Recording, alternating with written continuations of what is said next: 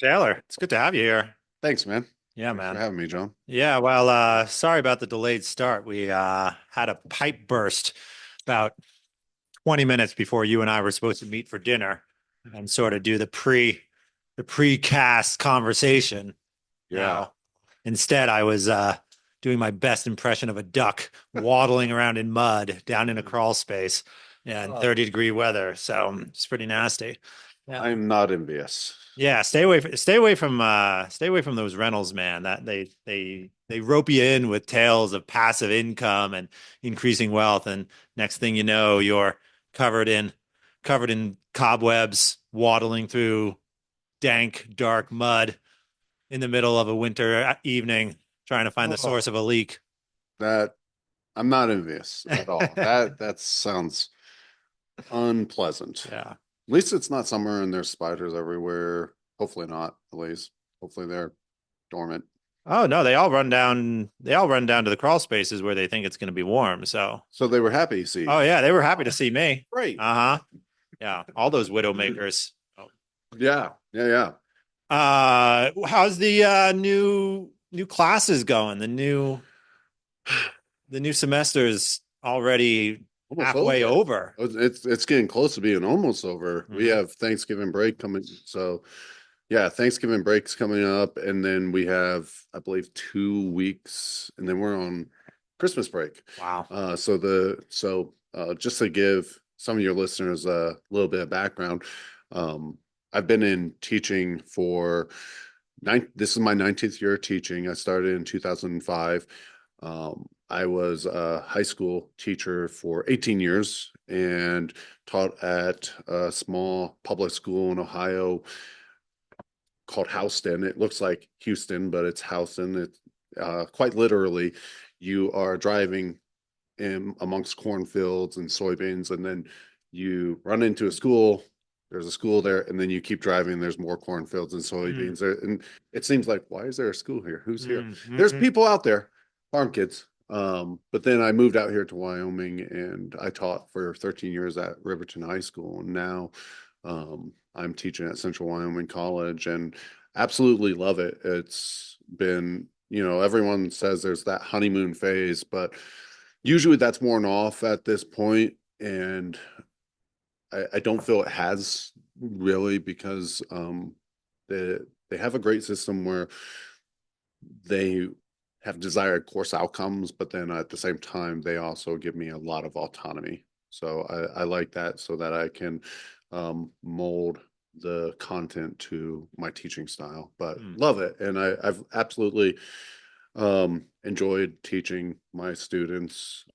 Very different because I have college athletes now, so managing how those college athletes are, missing class but keeping them up to date. I have a lot of students that they are first generation, like I was a first generation college student. My parents For your didn't go. family. Yeah, for my family, my parents didn't go to college. My Mm, dad went to flight school, but not college. mm. My dad was a pilot, so uh, this job for me has been sort of um, a going into my passion of helping students um, reach their potential. Some students don't desire it as much as you and I have talked about in past lunch conversations. Mm. And then other students, you can truly see that they have that goal in mind and they're obviously nervous. The goal being Whatever the graduation. not just graduation, but a certain career. Like I think of one of my former high school students, and now she is up there at the college, and she she's had a rough life, but she's always wanted to be a nurse, and she is just pursuing that um, really hard. She has her doubts, but she really is working hard. So it's yeah, graduation being for some of them first time college graduates, and then are in their family because some of their family never graduated from high school. Hmm. Um, I can't remember if that's the situation for this one student I'm talking about, but I do believe that none of her family has ever graduated from college. So she wants to be a nurse. And as you may or may not know, CWC has the best nursing program in the state. So Oh, I'm actually quite proud of that. nice. Yeah, step up, UW. Step up, UW. I don't have anything to say about that really. I have not Well, contributed to the man, nursing program. don't know So if you're going to get offered that tenured position down at UW anymore after I might have I, just burned that I was about to bridge. say you burned a bridge before as soon as they hear it. Oh, this guy. This guy's teaching up in Riverton, thinking that he is now at the top of the world. Just because, I mean, you got to admit that campus, it's got a view of the practically, it seems half the state when you're up there. Yeah, up on the top of the hill with a view of the mountains and the desert. It's a beautiful spot. It is. It's a beautiful campus. I don't know if you've heard, but they often win some Arbor Day. I don't know if it's Arbor Day, but they win some Arbor Awards for the trees that they have on campus. It is one of our main draws for why certain students come from out of state. And then it's I think it's very Wyoming. I mean, our mascot is the Rustlers, and one of the sports that doesn't get enough attention, but I absolutely love teaching these students our rodeo students. I love my basketball students, my volleyball students, but man, our rodeo students, those kids are tough. I actually had a student come to me this morning and he was like, I'm going to miss class. And I said, well, why? He was like, I gotta go to the hospital. Okay, why are you here? But and he was like, yeah, I think I broke or separated a rib, which you and I are familiar with doing jujitsu. But he told me about how he fell off a horse last night. And then as the horse took a dive too, I guess they didn't clear something they were jumping. And I thought it was weird, but also neat that this kid is so tough. He came into my office to tell me I'm going to the hospital. I was like, dude, you could have sent me a message. Yeah. That's a very Wyoming Mop the thing. blood on the way out, would you, buddy? Yeah. That's a very Wyoming thing, and it was just neat, just a neat experience. So I thoroughly have loved it. My colleagues are awesome. Can't say enough about the campus, about just the experience. And one of the things that has been neat as I transitioned to being a college instructor, which was my ultimate goal way back when I was doing my bachelor's to get to teaching college. They let me, they're allowing me to pursue like teaching mythology and folklore. I was advertising that class, put up some posters, and they have had they haven't actually had many students sign up for it in the past because mythology, it's this old dusty stuff, right? Why would I care to read that? But It you seems to know me that the general population typically has interests in fantasy stories like yes. Lord of the Rings would be the obvious one, Mhm. but the House of the Dragon Game of Thrones or Game of Thrones or even the Rings of Power was trying to cash in on that general interest. failed, but It seems that people have an interest in these things generally. I would have thought that would have translated to an interest in mythology, but you don't see that, at least not on the academic side. it wasn't there. I think we're seeing if we advertise it, if we promote it in the right way, um and we make mythology look fresh. I think that goes a long way into making students and just the general lay people want to actually explore mythology. For instance, I was thinking about this as I came over, like when did I really start having an interest in mythology? I grew up in a Christian household and read the Bible. I don't consider it mythology. I do consider the Bible to be the inerrant word of God. But with that said, I think some of the stories also you can see you can see archetypes in from the Bible that also appear in Greek mythology, Norse mythology, Mesopotamian. I mean, flood myths, they're universal. They are in pretty much every single people group's mythology, which is quite fascinating. Um, but when I became interested in mythology, I read a great deal when I was at Cedarville University in Ohio. But then after that, it was probably shockingly God of War. I had a PS2 and I was staying with my parents because during one summer when it was a summer after my wife and I had just gotten married. I think yeah, maybe the first or second summer we were married. She went back to Nigeria for a period of time, and I went to just hang out with my family. And they had the PS2 that my brother and I had grown up with, and God of Hmm. War was like $5. So I was like, yeah, I'll give it a shot. It looks kind of neat. Let's go down and walk down memory lane. And then 20 years later, I've played every God of War game, and I think the art, some of those games were good, and some of them not so great. But the art was very attractive. Very compelling. And because of What's that, it made me want to explore the mythology more, so to say. Um, so yeah, what's your definition of mythology? Like, I go off the Greek root okay. of mythology. So the Greek root of the word myth is story. And some people, Would you know, that be mythos? yeah, Would that be the yeah, original Greek, Greek word? yep, Mythos. mythos. Okay. And so some people, when we say, like, for instance, that David and Goliath is a myth, let's just play with that for a moment. All right. Okay. Yeah. So, there's going to be people that chafe at that, that get angry almost about that if I say David and Goliath is a myth. While I generally believe that the David and Goliath story did take place, and there's archaeological evidence that seems to, you know, at least align with the events um, of it, it's still from the Greek root word, a story. And we learn from stories. And so whether you hold that as true or not, that's going to be a different question in my mind.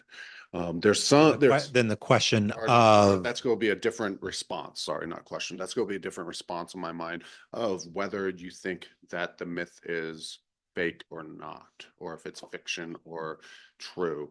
Um, you know, yeah, I go back that the word myth is story, and whether it's a true story or a fiction story, well, that's going to be depending on who you talk to. There's going to be lots of people that say David and Goliath is um, fictional. It's just make believe. But, I tend to, again, believe that it's true, or at least a great deal of it. And here's the reason why. I mean, for a long time, they said David was a fictional king, didn't exist. And now we have at least 5 references that have been found archaeologically. There's the David Stele, that's the most famous one. That was the first one. Um, that references King David. There's attributions to King David, even from the Syrians. All right, I think it might have been Hadad or one other.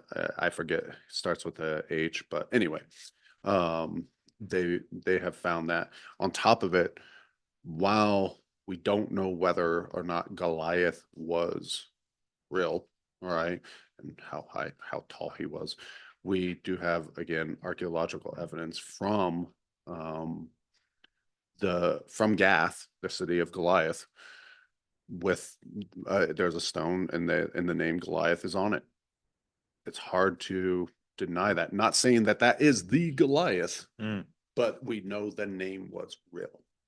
And then you look at the Valley of Ella, right, in where the fighting occurs, and there's archaeological evidence that the Philistines and the Israelites did fight there, you know, mm. and the stones are considered, David picks up 5 stones, right? uh, The stones are considered some of the hardest, and I'd have to get the geological stuff for you, but there's considered some of the hardest stones in the region. And then you look at what slingers could do. Like slingers were Hmm. extremely dangerous. They could propel a stone at over 100 miles an hour, some of them up to 100 to 200 yards. They have like the Romans with the um, Hadrian's Wall. There's parts of Hadrian's Wall where the Scottish slingers were hurling stones at Hadrian's Wall and small skirmishes, and there you can still see the indentations in the stone in the fortifications. So it's really quite. So I give you all that. Do we know if the circumstances are real? Well, that's a matter of faith, right? Whereas, um, but there's a lot of circumstantial evidence that leans towards it, is what I would say. But that's where we go back to this idea of myth. It's story, right? There's a lot that we can learn from it, whether you hold it to be true or not. Right. So And that's that why that I would teach be this stuff. my question is, let's say we existed 500 years ago, so before the advent of sophisticated modern archaeology, Right. right? So if we lived in an age when archaeology could not really give us any indication, yay or nay, about the veracity of a story from the Bible or from a Norse creation myth, Right. do you think that these stories are you willing to say something like the actual historical veracity of them is not really the important part? It is not. Um, And would you say that is true of even things in whether it be a Mesopotamian creation myth or a Judean creation myth or a some folk legend from Norway? if we are talking strictly myth, yes. I would say whether or not they're real doesn't matter. They are real. So do you know what I mean by that? They are Say more. okay. So this is the neat thing about archaeology, and I just got my textbook to begin teaching this, and um, man, and that was really hard to find, mind you. You would think that there would be readily, textbooks. Most textbooks do deal with the just Greek literature, some Norse, and not much else. But finding one that deals with world mythology is really hard. But anyway, um, they're real and they're not real. Whether or not we have archaeological evidence, proof, that's a whole nother realm. And they are real though when we're talking about psychology, sociology, when we're talking about how we interpret the world for that time period. You have elements of science in mythology, you know, what do I mean by that? Like some of the science was real, most of it was not.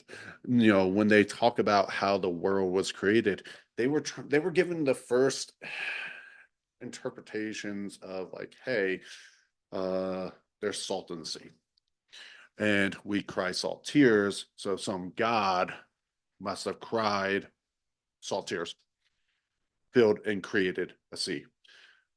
From those tears, and that's why the sea is salty. We get these they knew what salt is. And then we get this very poor science, but it's a beginning because as humans, we need that. So, in that sense, I would say it's real. But then, psychologically speaking, we look at David and Goliath. Let's go back to that for a moment. There's a lot that a lot of people don't realize about David and Goliath. David is always viewed as an underdog. Do you think he was an underdog? I don't. David is ruthless. Hmm. Okay. David is what number son for Jesse and Bethlehem? And like, whether you believe this is true or not, let's just put that aside. David's what number son? Do you remember? He's 12 or 13. 8. He's the last. Okay. He's the last. right? He has no inheritance at all. Because in Jewish tradition, who gets an inheritance? Firstborn. The firstborn. The rest of you got to make your way, figure it out, right? So David is has no hope of an inheritance. Okay. And yeah, Samuel comes and anoints him as the future king, but it's one thing to say things and it's a whole nother thing to become it. And that's way in the future. So his brothers are at war. He goes to the battlefield, and there's this giant, however high tall he is. Let's pretend he's 6'5" to 7'2", somewhere in there. I know there's lots of debate on that, but he's this giant problem. That's what he really represents. He's a hurdle that our protagonist, our hero must overcome, right? He's I'm Wow. trying to remember the terminology from Joseph Campbell. Um, he was really foundational. And it's not coming to mind right now. But Isn't he's the that whole thing that's bar, the hero. remarkable about David's story is that he doesn't have to fight Goliath, right? He doesn't have to, He does like he's but it's a risk. it's a risk, right? Maybe he's trying to prove what he then believes to be his his right by his anointing. But isn't what's remarkable about David is that he lobbies the king and the army just to have the chance to fight Goliath. He does do that, but I don't think he's lobbying Saul for a jockeying of some type of power. He wants power because later stories show that he's fine with Saul being king. He doesn't try to kill Saul later. But you know what does stand out to me is Saul had said that if any Israelite kills the giant, all right, he is not going to ever have to pay taxes. That sounds great. Mm-hmm. I don't like taxes. He is also, or his family will never pay taxes. So dad really will like me now. All right. I'm just the lowest son. And then on top of it, you get to marry the king's daughter. Now, put aside the fact that the king's daughter is being used as a bargaining chip here, pretty sexist. If you heard that and you have no inheritance, you are a shepherd. Remember, and shepherd, even for the family, Jesse probably has in the biblical story a little bit of wealth, right? He would be upper middle class, is kind of what I have read. But you're working as a shepherd. Your dad put you out in the field, and there's lions and bears out there that you're fighting, and it's like, yo, dad, what do I matter? And then Will he, I ever benefit from this? yeah, well, and he And the doesn't. answer is sort of no. Yeah, no. And it's this hurdle, right? That this giant presents. Like, if I go and fight this, I have nothing to lose. What do I have to lose? And he's probably 16 to 18 years old. This Mm-hmm. little, your Bible stories for kids, and he's like looking like he's 6 or 7. Yeah, no, he is at bare minimum 14 or 15, probably. He's like, I have nothing to lose. Let's go. I'll fight. And then he's so strategic. He's a slinger. There's a reason he says, I'm not using this weaponry. He's not an infantry person. He knows how to use a slingshot. I would venture to guess, too, that he sees that Goliath, if this whole story is real, is whether it's real or not, but he sees Goliath as infantry. What's your advantage as an artillery person? Distance. And if you are accurate with that sling, well, I'm going to roll the dice and see what happens. That guy can't get close to me. It's like what we do with jujitsu. We're going to play to our advantages, Mm-hmm. right? Like, I'm sorry, I'm going to use my weight. Yeah. And you have a little bit more speed, as you proved the other night. So he goes out there, and then I think that Goliath was blind. are going blind. He was an older soldier Wait, because wait, wait, there's wait, wait. and so Where do we Goliath see that? has this very weird, and I can't take credit for this. Malcolm Gladwell pointed this out in a lecture, and there's been, and I'm sure he grabbed it from somewhere else. But Goliath says, "Am I a dog that you would come to me with sticks?"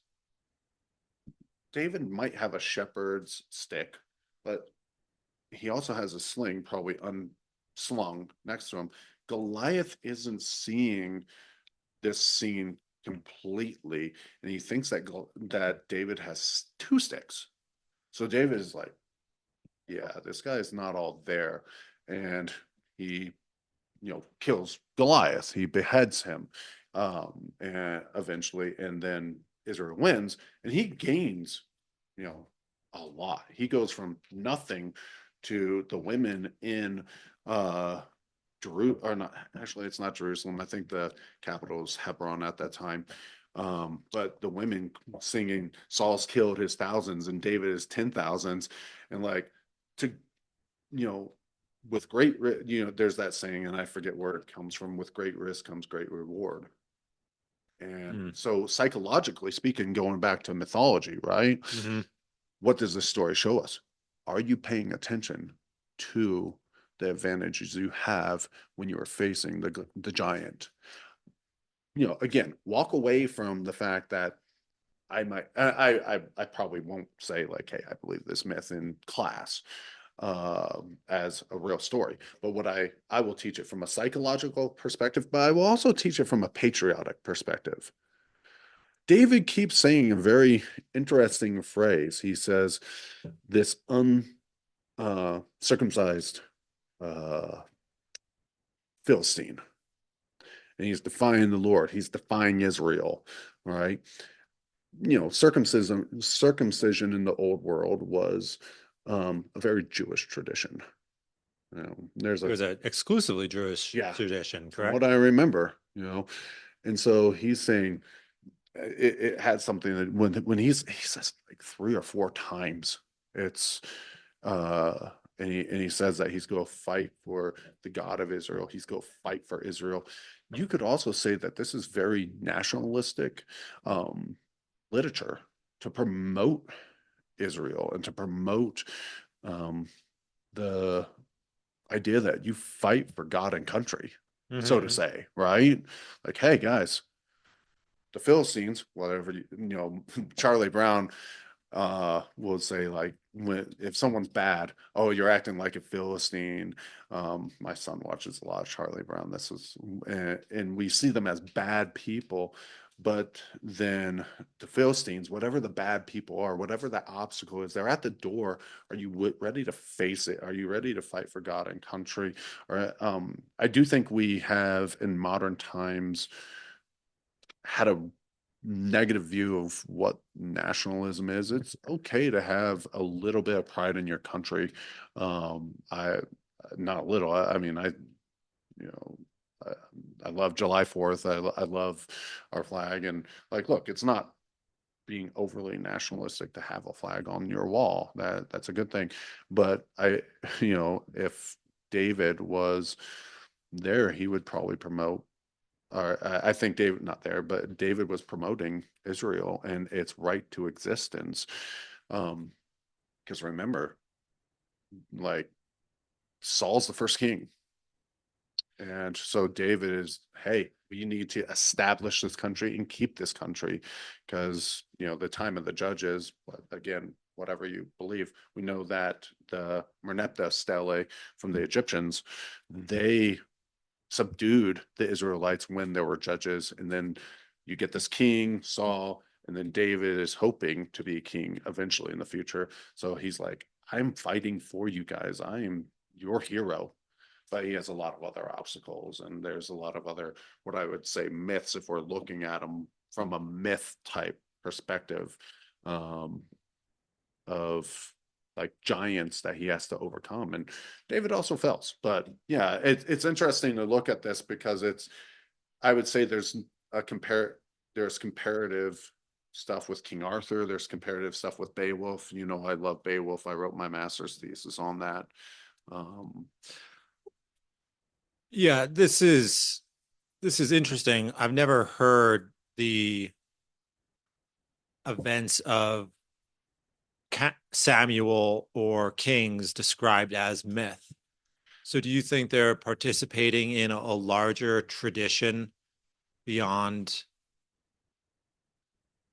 that we would find similar goals in the Arthurian myth telling or in the Enuma Elish or in the stories of Odin and Thor? Are there common goals between all of these different peoples telling origin stories about themselves? there's a lot of different. It depends on how we're the categories of myths. You got your creation myths, obviously. Mm-hmm. You have your destruction myths. You have your heroes and trickster myths. Like, come on, Samson's a pure trickster.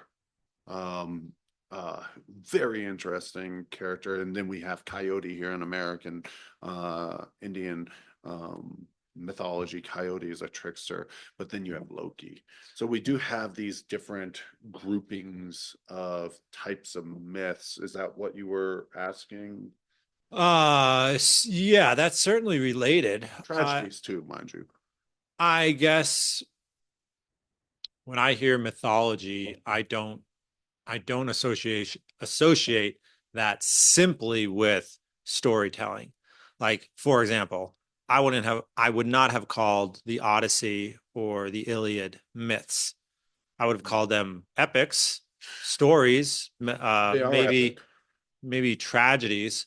Excuse me, maybe the Iliad is a tragedy. Yeah. Um, but if by but when I hear mythology, I usually associate that with stories that are not intended to be taken as literally true, but are intended to represent something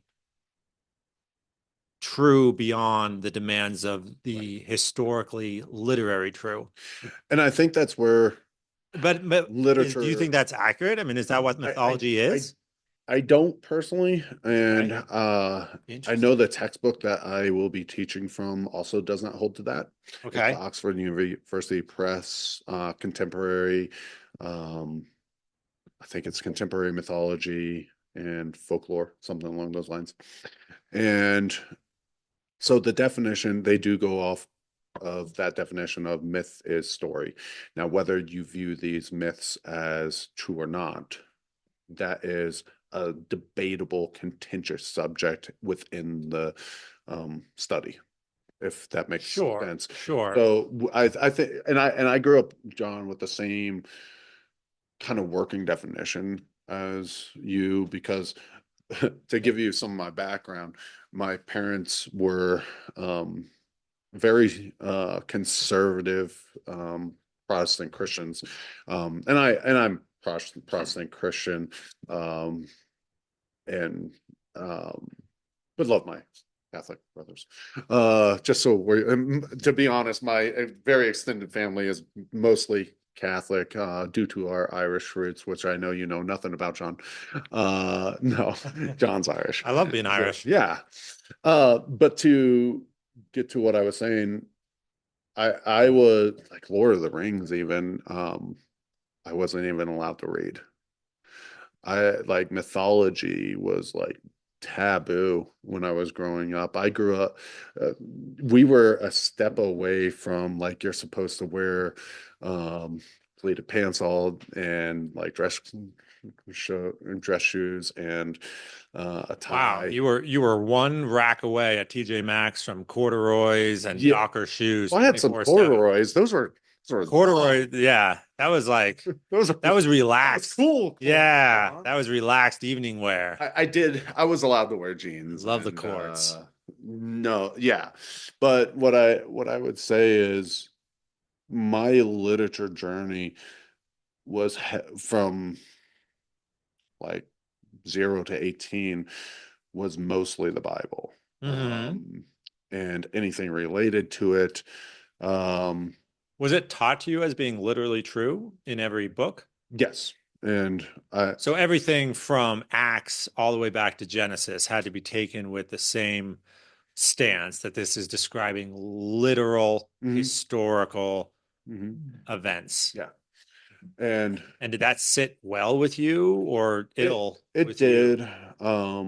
You know, I like I still feel that way. I know other people don't, and I don't judge them based off of that off like, hey, like I what I will tell you, John, is um, when my dad converted to Protestantism, Hmm. in my extended family on his side is, Catholic. 14, he had 13 siblings. He was one of 14. And so there were some heated Serious debates Irish between Catholics, yeah. him. Oh yeah, they believed in that no birth control thing. Hmm. And then they adopted 4 kids too. And there was also beyond the 14, there were 9 foster kids. That Wow. Yeah, my grandma literally got a letter from St. John Paul II, just like commending her on our Catholic faith, not just because she had so many kids, but she used to go to um, the nunnery there in Alton, Illinois, um, and pray 4 times a day. Whoa. How she got that time, served all those kids, I don't know. Um, and yeah, she was a saint, no doubt, in my mind. But anyway, there was conflict there. And while I hold to the Bible as the inherent word of God or inerrant word of God, um, I don't argue things. I know with people like I am a creationist. I don't know if I hold to Ken Ham's. I don't know if you know who Ken Ham is. He has the Ark experience. I have been to the Ark experience. It's worth the visit. It's cool whether you know This is Noah's Ark. Noah's Ark, and whether you hold to that or not, that's your choice. But what I would, I have some friends that believe that, was it the day is a million years theory, and they fit evolution and the biblical creation story into everything.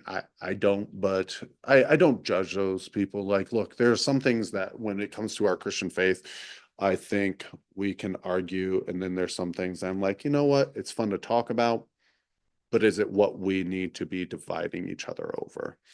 If that makes sense, whether Mm, like so. I think it certainly belongs to at least part of any group to have an academic inquiry Mhm. into any number of parts of their own belief, Yeah. right? Mhm. And academic inquiry usually leads to academic debate. And I think academic debate's a healthy thing. Oh, very much so. Perhaps you're talking about interpersonal I'm talking interpersonal. debates that affect friendships, families. That goes beyond that goes beyond the bounds of charity. Right. Whenever one of these subjects comes up Hmm. and someone's like, well, I hold a different opinion, I tend to see how they're responding. How, like, are you wanting to talk about why I believe this way, why you believe this way, or is are you looking for conflict? Generally, I want to avoid that conflict. And on an Do you think most interpersonal, people are just not equipped to have a serious intellectual exchange? Like if you met someone who was academically trained to a level similar to yours and they wanted to debate something, wouldn't you be interested in talking to that person? that I would, that I I would. mean, I'm guessing I that would you're like a little or I'd like a little bit of a warning or time to prepare. Like, hey, if we're going to actually have an academic debate, if we're going to discuss this in depth yeah. in front of people, or just to really have a heart to heart discussion, like you want to discuss Christ, you want to discuss creation, you want to discuss the flood, you want to discuss archaeology and its relationship with the Bible. Hmm. um let's prepare a little for it. And then like you prepare your side, I'll prepare my side, and then we'll see if we can't reconcile the two, or if we can't um come to an agreement that we disagree, or maybe I can sway your mind and you sway my mind.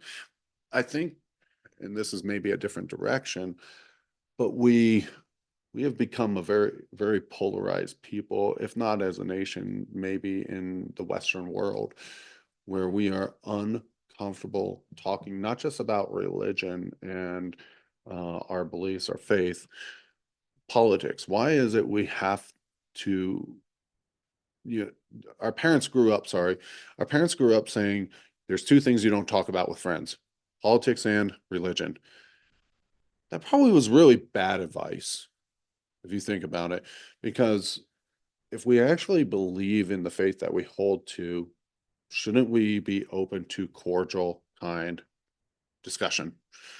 And if we believe in the positions for politics and we believe that our country, whatever country you live in, um, is at stake, shouldn't we be willing to discuss those things to make sure that, ultimate good occurs?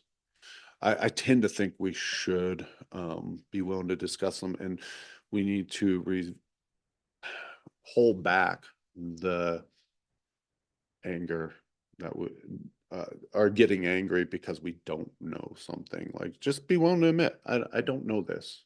When someone makes a point, I Do you know your parents' reasoning behind the advice they gave you?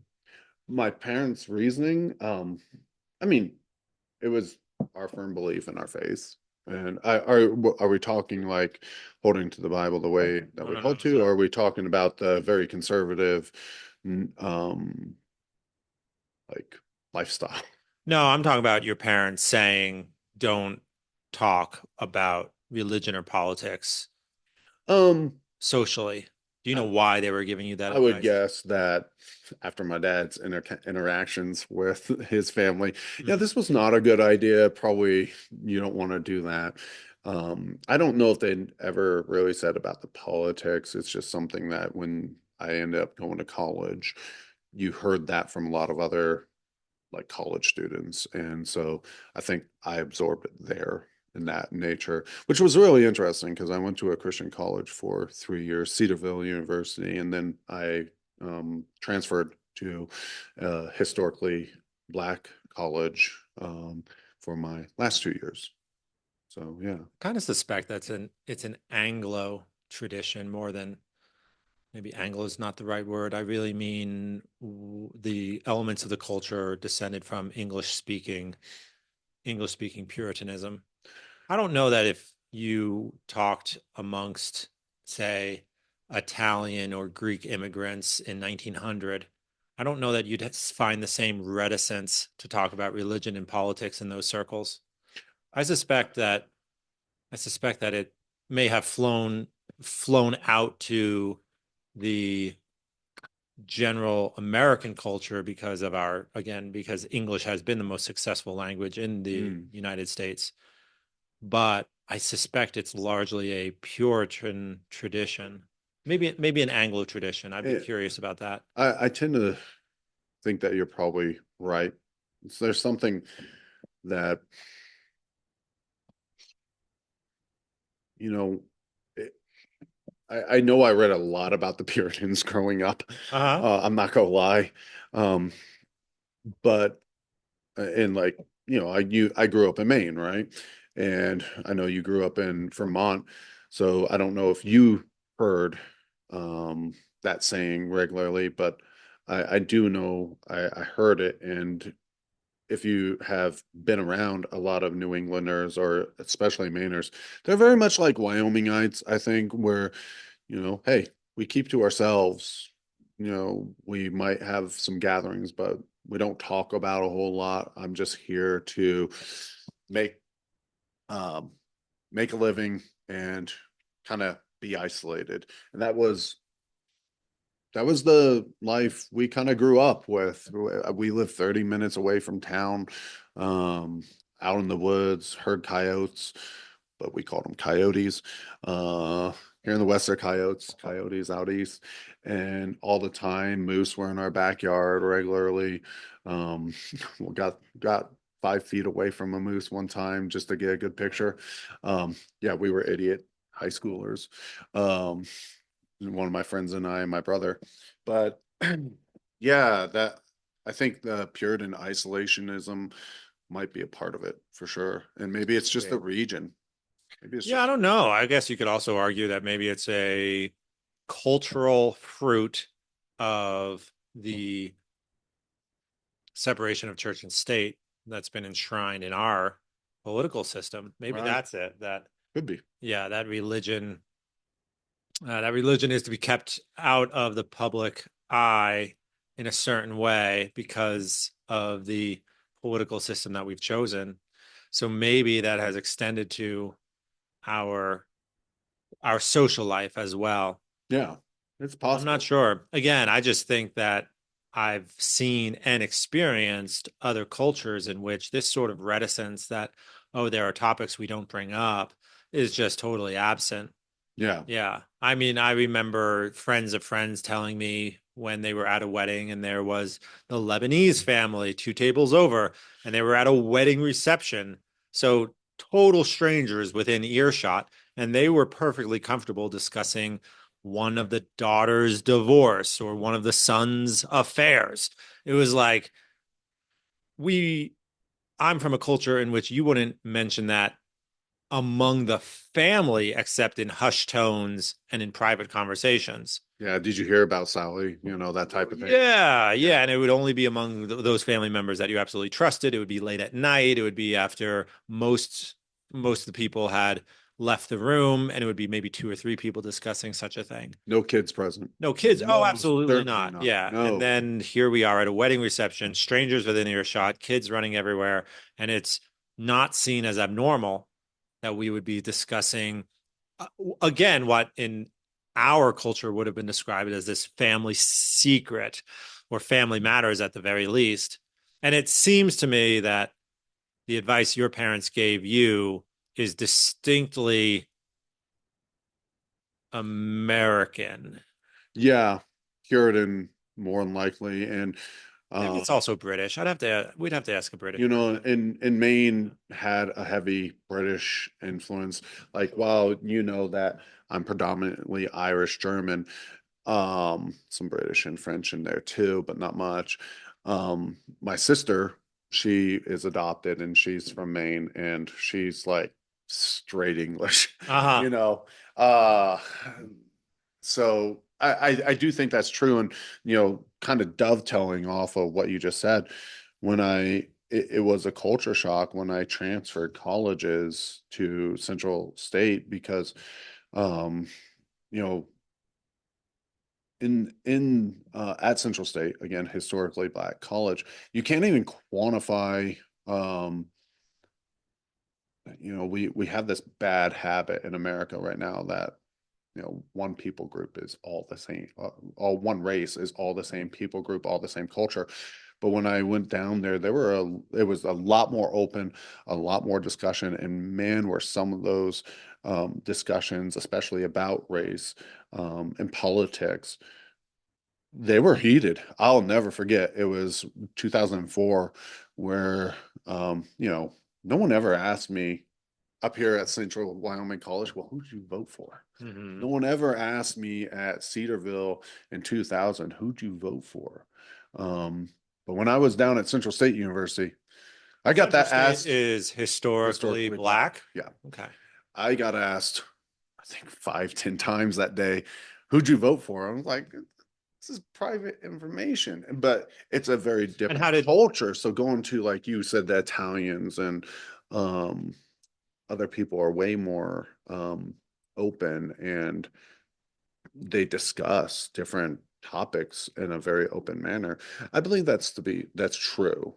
You know, but then there might be other things you don't talk about in that culture. It's like, oh, why, you know, for instance, I'll give you this. My wife, um, I would say things like, I hold to some stoic beliefs, like, hey, I should think to a degree that I might die today. If I think that I might die today, well, I'm going to try and live today the best. My wife, who's Nigerian, she was like, you don't ever mention that you might die. That was very culturally unacceptable. Interesting. And Interesting. so, uh, As in, you never say that out loud. no, you don't say that out loud. It's almost like bringing down a curse on you. Okay, it's sort of inviting it to manifest itself. So why one culture might, yeah, you might manifest it. So why one culture might be, yeah, we talk about politics, and another culture's like, no, we don't talk about politics. That same culture that talks about politics may be saying, yeah, we don't talk about death. That's very insensitive. It might almost again be manifesting it if you do that. Where the What Romans, if they have a Aurelius, in he's your okay with this. in your wife's culture, if a family member is very sick, even in that circumstance, you not really say, Hush tones. yeah, we got 3 to 6 months here. Hush tones. Hush tones.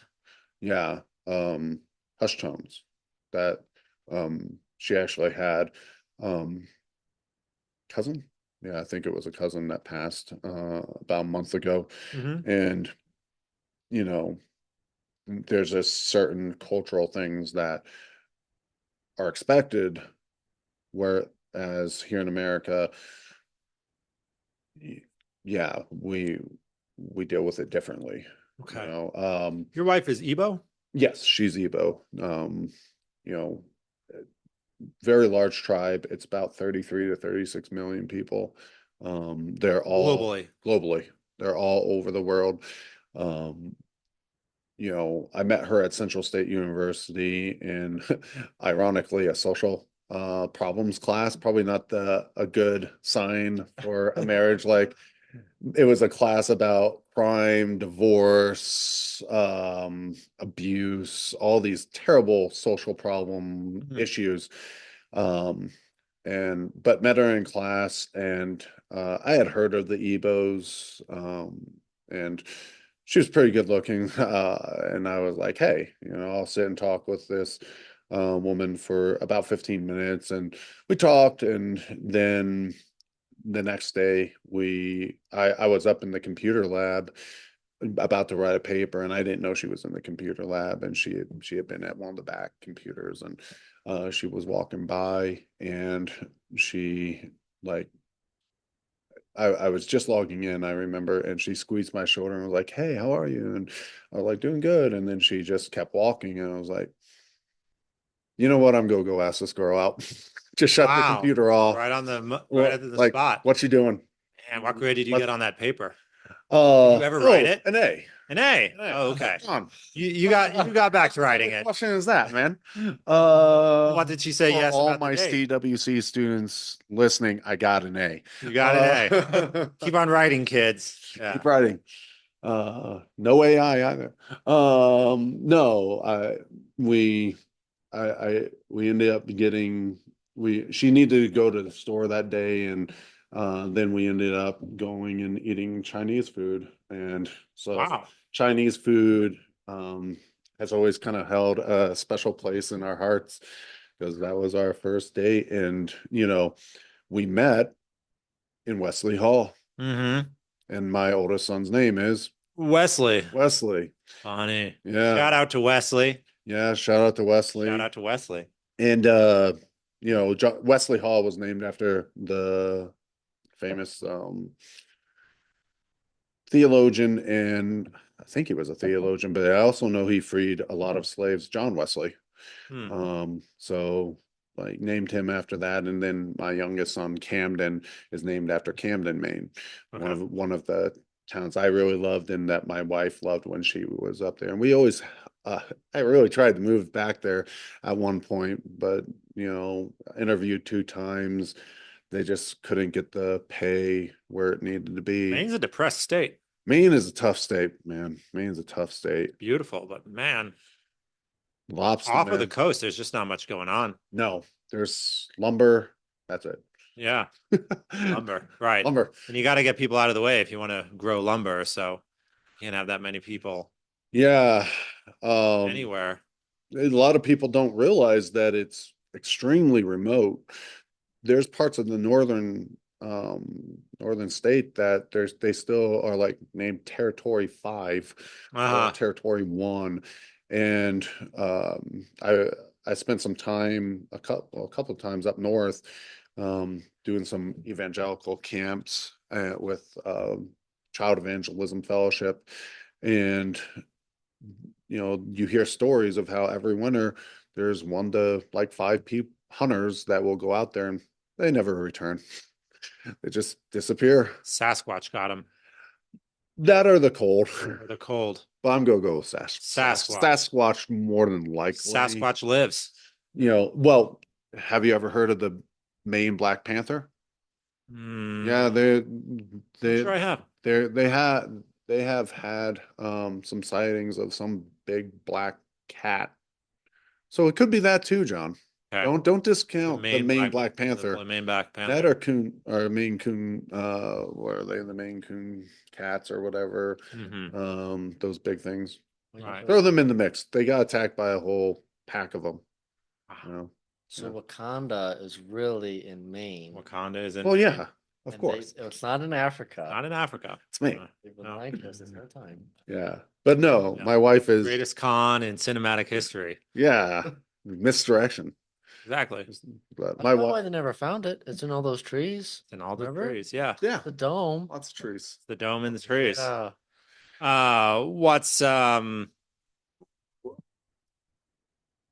What's your experience then of being out west in cowboy country? Do you ever feel a little out of place?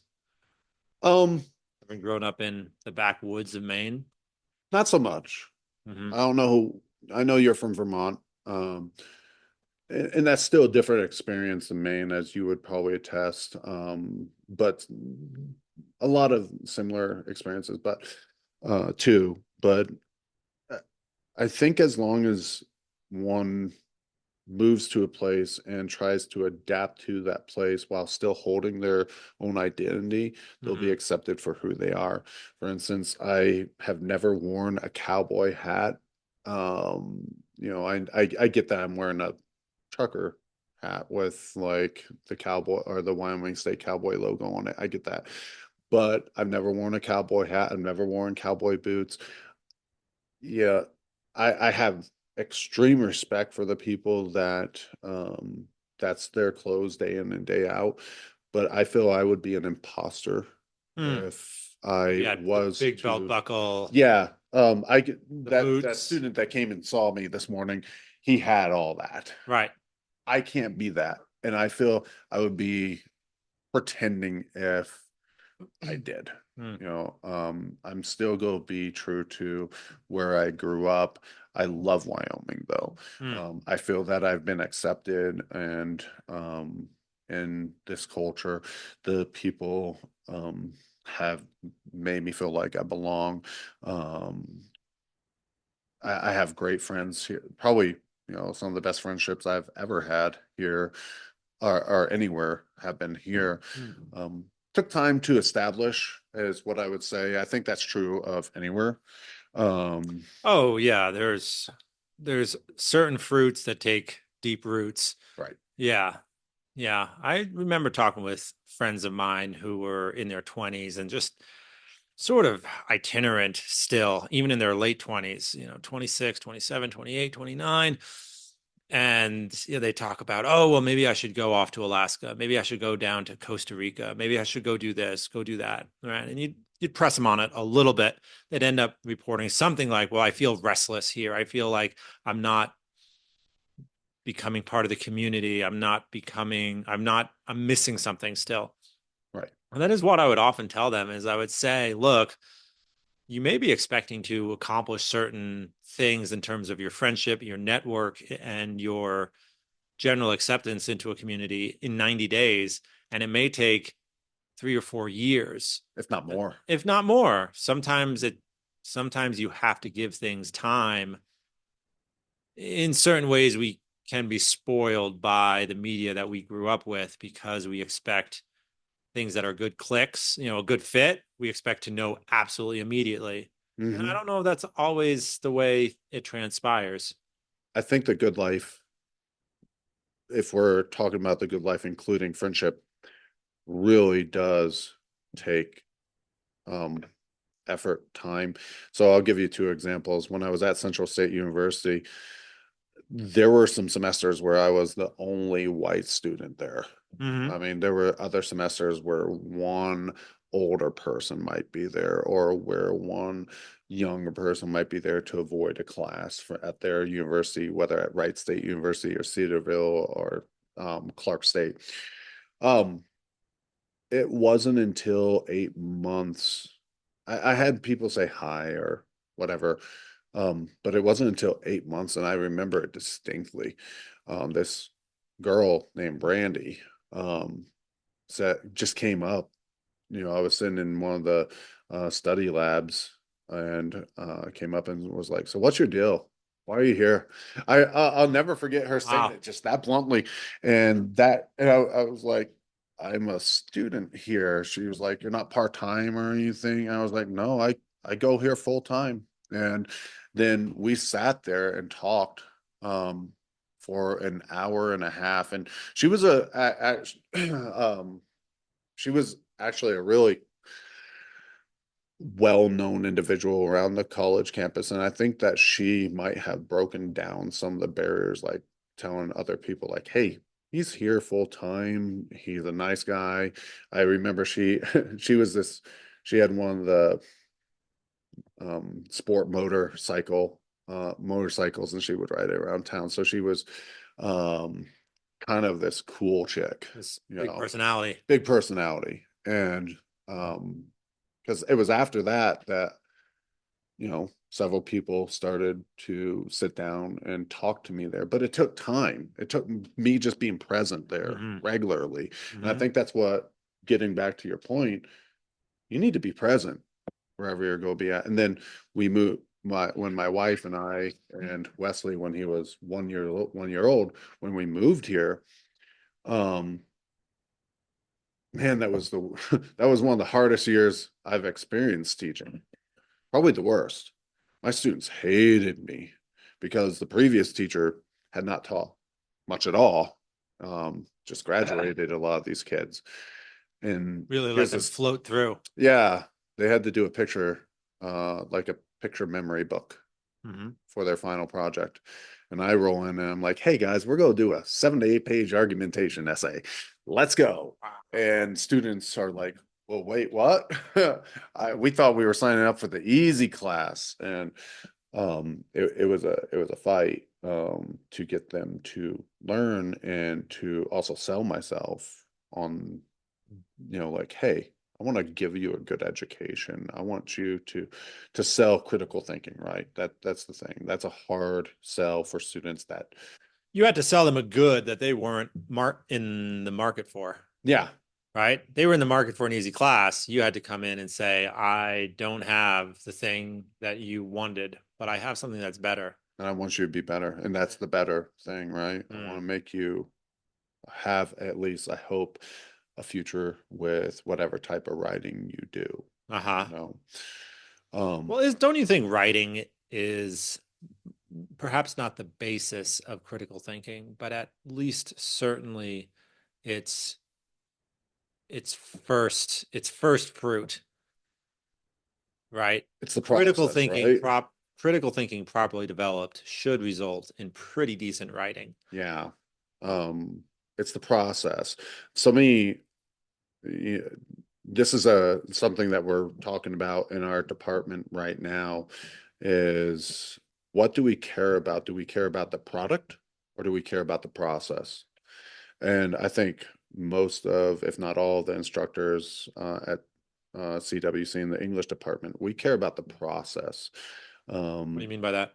like, can you compose sentences in a grammatically correct manner? Can you think through, like, your, okay, you have your thesis, your assertion, and then can you develop topic sentences that help support that? Can you get textual evidence from whatever resource we're using? Can you explain that textual evidence? And can you, or if we're writing essays, can you develop some personal philosophy or themes um, about the topic we're writing on. We care about the process and you going through it. We want a good product, but the process is more important because right now AI has thrown a very scary wrench into our lives. And everyone is lauding AI. And I think a lot of, at least in the writing world, probably communications too, and maybe just liberal arts generally, we're like, hold up, this is not as good as you think it is. AI, you just type in a prompt. I did it today on ChatGPT. I typed in, um, write me this type of essay, this length with quotes from these resources, my resources for one of the papers I teach. And it's like, boom, done. Okay. And But how was it? um, it would probably be a mid-level B. Um, but if the student is even halfway intelligent enough, they would modify it and you could get an A easy. Like you could reshape it, add in one or two quotes where it seems weak. But that would And require a understanding on the student's part of what an A right, paper actually is. right. Is And that they do why? have example papers, oftentimes from previous students so that they have models. What I would say though is by doing that, you missed out on the idea of composition. Hmm. Like when we talk about composition, constructing, it's like construction, right? I have to figure out what my framework is. That's your thesis and your topic sense is. Then I have to start fleshing this out with um I don't know if we're going to call it drywall, our textual evidence. Then I need to put some paint on it and brush up the word choice, right? The word choice would be the paint that just makes the house or the paper pop. I need Gives it to, the feel that it has. yeah, and I need to make it feel personal. Whenever you read a AI paper, I'm going to steal one of my fellow colleagues, Ben Evans, his statement. He said, whenever you read it, I feel like I'm reading something that sounds like tinfoil being Mm. crinkled. It just doesn't have you know what it is, it's doing the thing, doing what tinfoil does, but it grates at you. It doesn't feel right. Do you Um, think these AI large language model AIs could be refined over the next decade to oh, take that feeling away? I think they will be. So, do you still have a problem with it if that feeling is taken away? I do. And the reason I do is, I brought a couple of books here. This book, obviously, I guess that's the camera. This Fahrenheit book, 451, Fahrenheit 451. Ray Bradbury. Then you also have 1984, Brave New World. Yeah, that falls into this too. As far as like, if we don't have critical thinking, Hmm. how many, and we don't promote writing. Hmm. Do we also have conversations like this? I would debate whether we have conversations like this because you're a writer. I know you had to be a writer to go to the college you went to. And the writing allowed us to also speak in this manner, to formulate our thoughts in a much more, I guess, engaging manner. So I would say this idea of the podcast, while podcasts are popular right now, they could all they can melt down into just entertainment podcasts, which, I guess they have their place, but we also like our engaging educational podcasts. The other thing that I would say is I fear that we become a world focused on pleasure and happiness. Some people would say, well, what's wrong with that? We should have the pursuit of happiness. Should we? Should you always be happy? The answer is no. You need to be sad at certain times in your life. You also need to have regret. Um, Fahrenheit 451 definitely deals with this idea of you should not be happy all the time.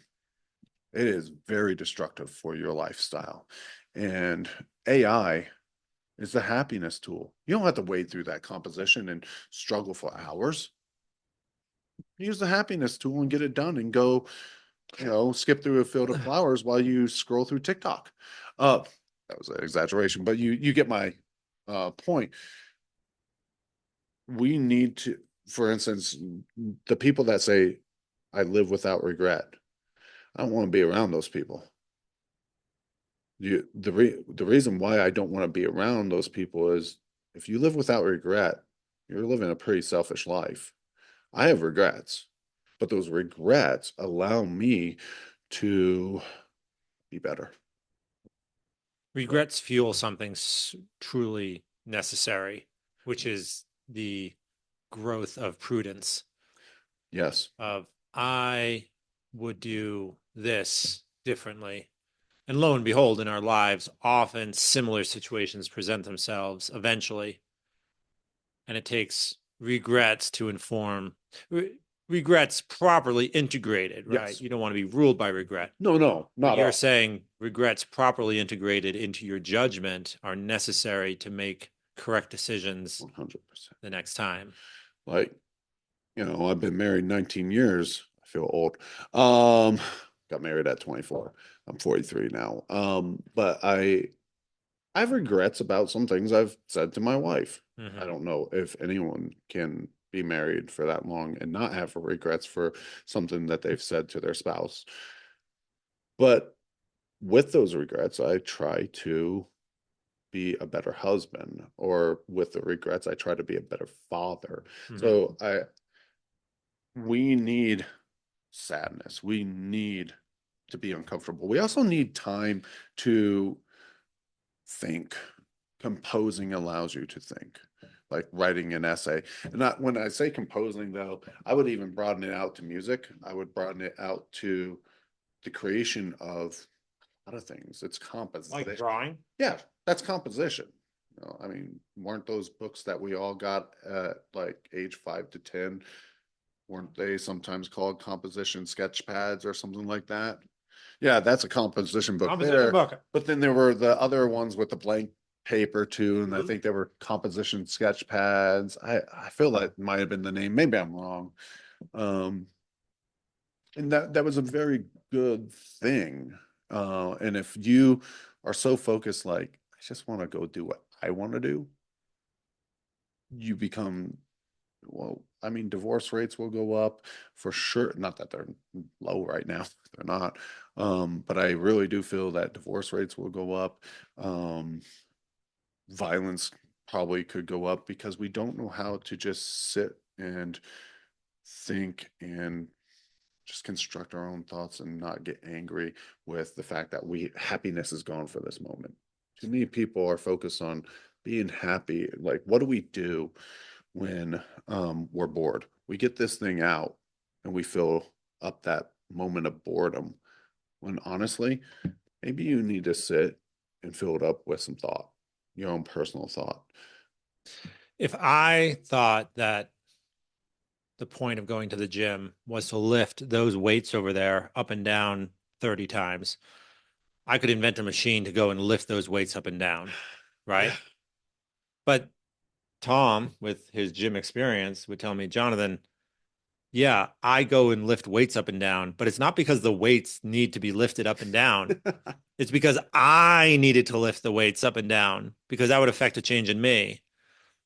You're saying that AI composition is sort of like a machine we've hired to go to the gym for us. Yes, Like 100%. like That was a great comparison. yeah, it got the job done. But Right now I think there are a lot of people complaining that, oh, AI isn't doing the job that well, so what's everyone so excited about?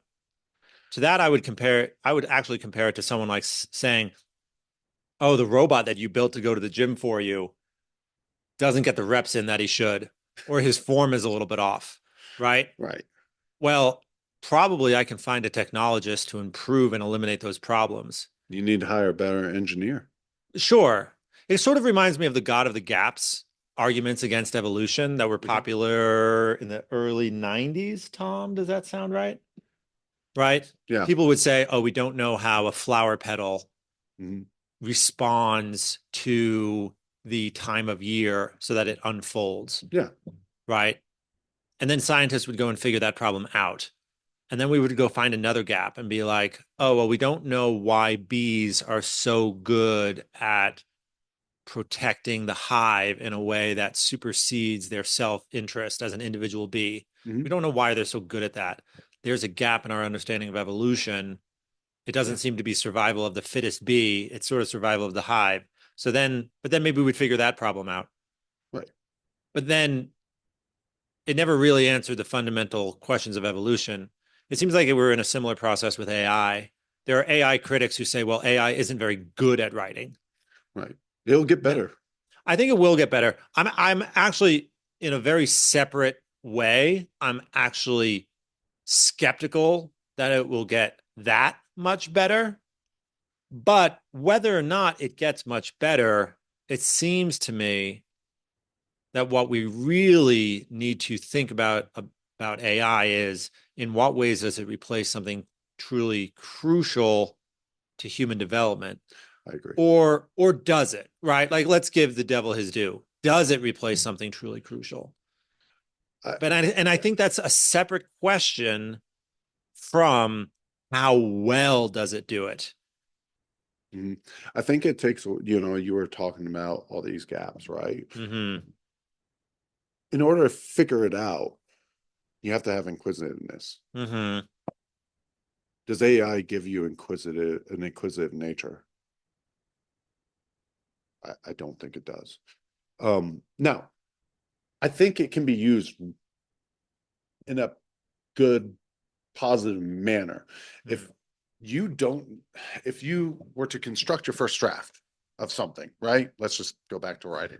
You construct your first draft of an essay, and then you're like, man, I really am terrible at commas, um, which is a pretty common problem for lots of people.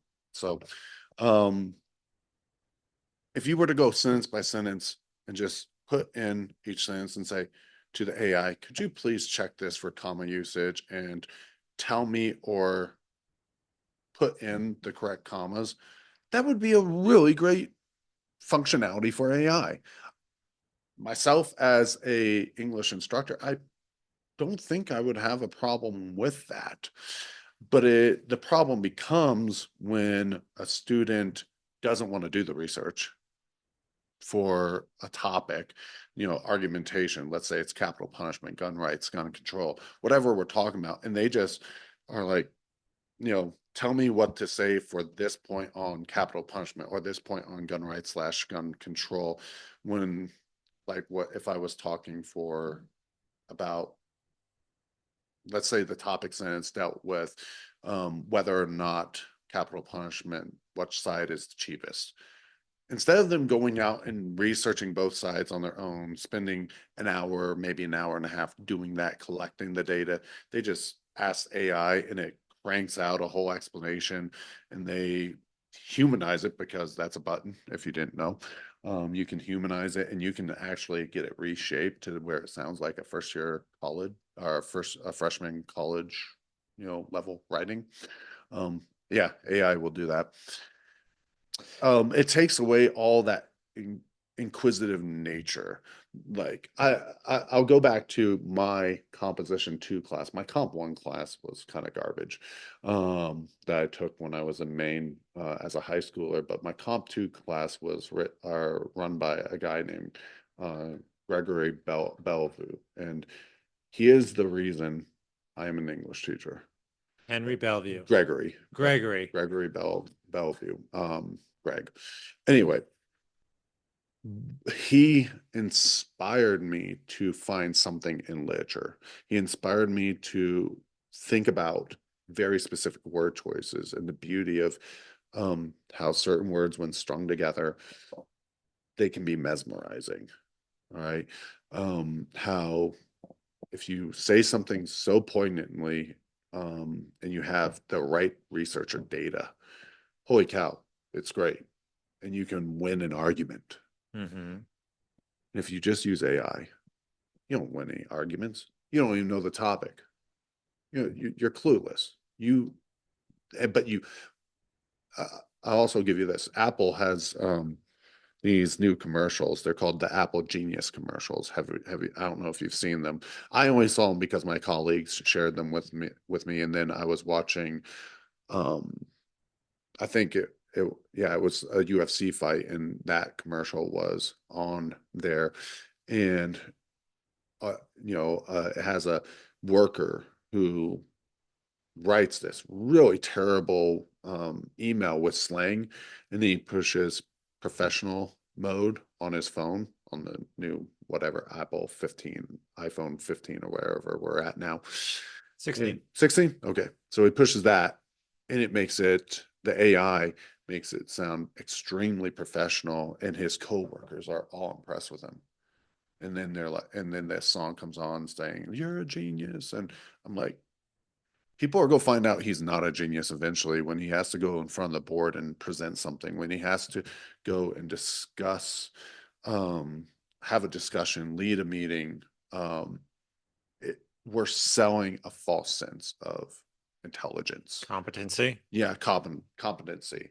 And if you need any proof, I think it was a month and a half ago, where a news article came out, and students just out of college are being fired within 3 to 5 months um, from their first job. Multiple At higher reasons. rates At higher rates than than, previous say, just 3 years ago. Yeah, than previous generate four probably. But then previous generations, they are being fired faster. Now, it's not just because they're not competent, they're not showing up on time, they don't have good work ethic, yeah, lots of reasons. But I would have to believe that it's also, they don't know their stuff. They're not critical thinkers. Um, and I think that matters. So um, yeah, you know, um, my job is to promote literature to people and to promote thinking to people. It's not just writing, you know. Um, yeah. Yeah, you mentioned struggles with commas. It has always seemed to me that people who struggle with commas, maybe they need to be taught the rules, a few rules, Yeah. but what they really need to absorb is an ability to understand one thought and how it can be distinct from another thought, even if they're related to the same thing, even if they're related to each other. And it seems to me that when people struggle with commas, it's because they don't really understand where one thought ends and another begins. If they actually understood that, then where to insert commas would, for the most part, come pretty quickly. There's a few little rules like, well, maybe we need a semicolon instead of a comma, Right. or other things like that.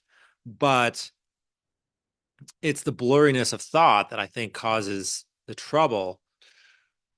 I remember having I a have to very agree. good, I remember having a very good ninth grade English book that for probably the first 2/3, 3/4 of the year, there were diagramming exercises for sentences Yep. essentially every lesson, right? And Mhm. what did the diagramming sentences actually do? It actually taught the student how a thought was constructed Yep. and how it was delineated from other thoughts. And once Yeah. you had that, the things about commas came very quickly. Mhm. But I think that's where we perhaps don't serve our students well enough, even in cases of, even when we're trying to teach people to write without AI or without any other writing aids, is that we try to teach them rules like, here, look for these combinations of hieroglyphs. And, you have the word end, so probably you need a comma. But then you have however, so you probably need a semicolon in front of that. We're essentially teaching people how to read tea leaves, Right. which someone might be able to manage long enough to pass a test. But the underlying skill is something completely foundational and related to what I think you and I are both calling critical thinking. Yeah. Um, I might just call it I thinking. if I no, I would call it thinking. Just thinking about, I don't know how your day went. That's fine. But there's deeper thinking when it comes to philosophy. But I agree with you.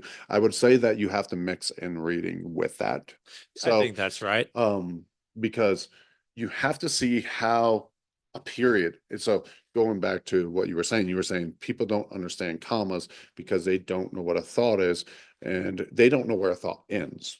Hmm. And so what they really don't know is, what the heck does this period do?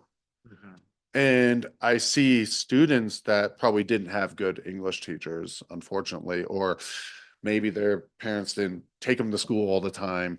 Many reasons why. I don't want to blame just the English teachers, but they don't know what a period is, and they will speed read right through that period as if it didn't exist. I'm like, hold up, pause there for a moment. And like, you are supposed to take a breath at the period, Uh-huh.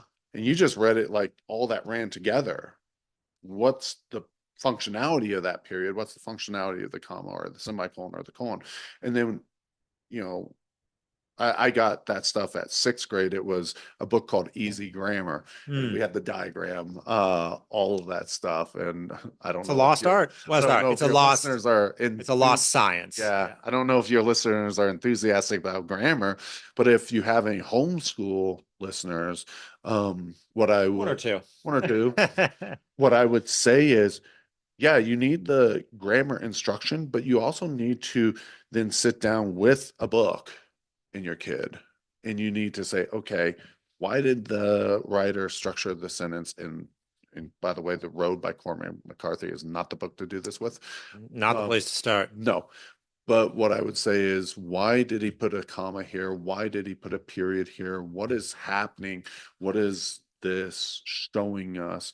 And the more they get that, you can move past grammar then, Mm. because grammar just becomes this ingrained set of rules and guidelines, because there's guidelines that can be there's guidelines broken, right?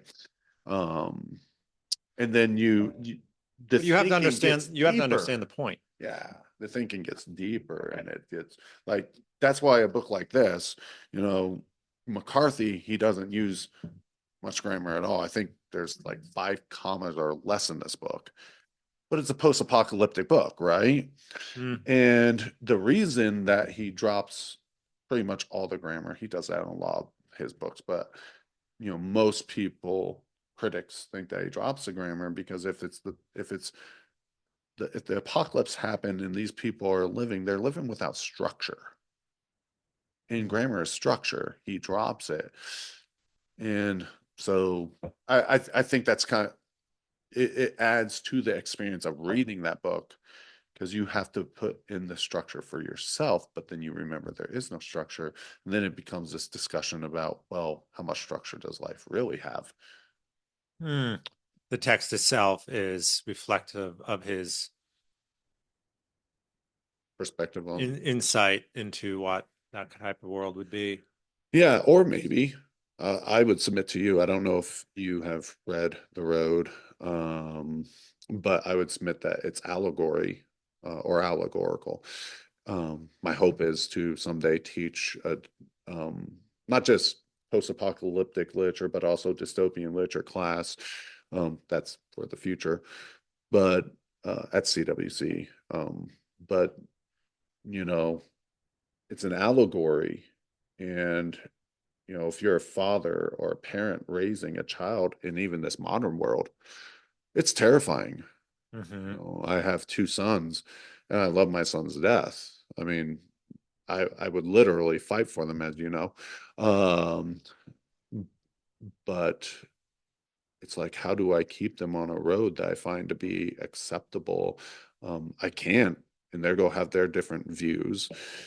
Um, and then there's going to be a day, spoiler alert, if you didn't know this about The Road, the dad dies in the end.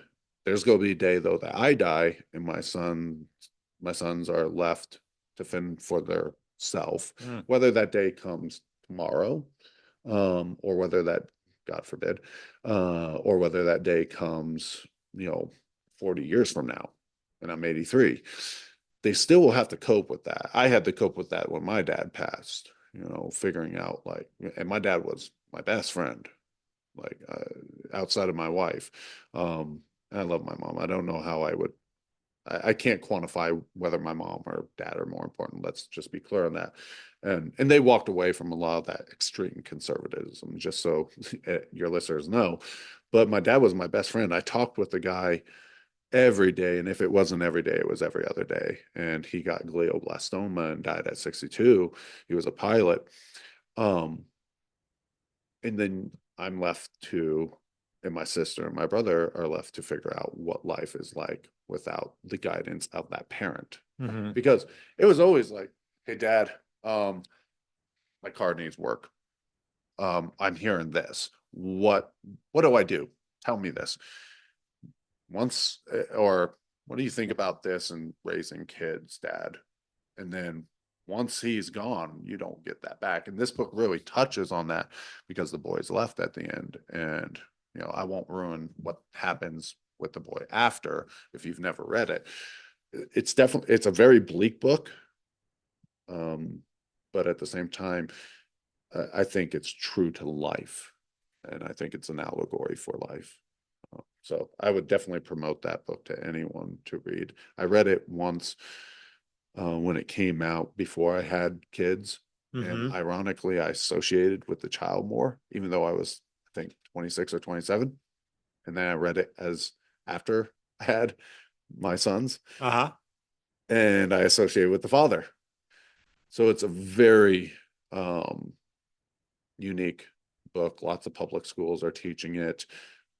Extremely brutal. I will give you a warning about that. Extremely brutal book. Babies do die in that book, so it's brutal. But it's not graphic, is what I would tell you. It's not graphic, so it's worthwhile reading. So Yeah, I think Cormac McCarthy is arguably the best American writer of the last 65 years. yeah, probably. I don't have a rival in mind.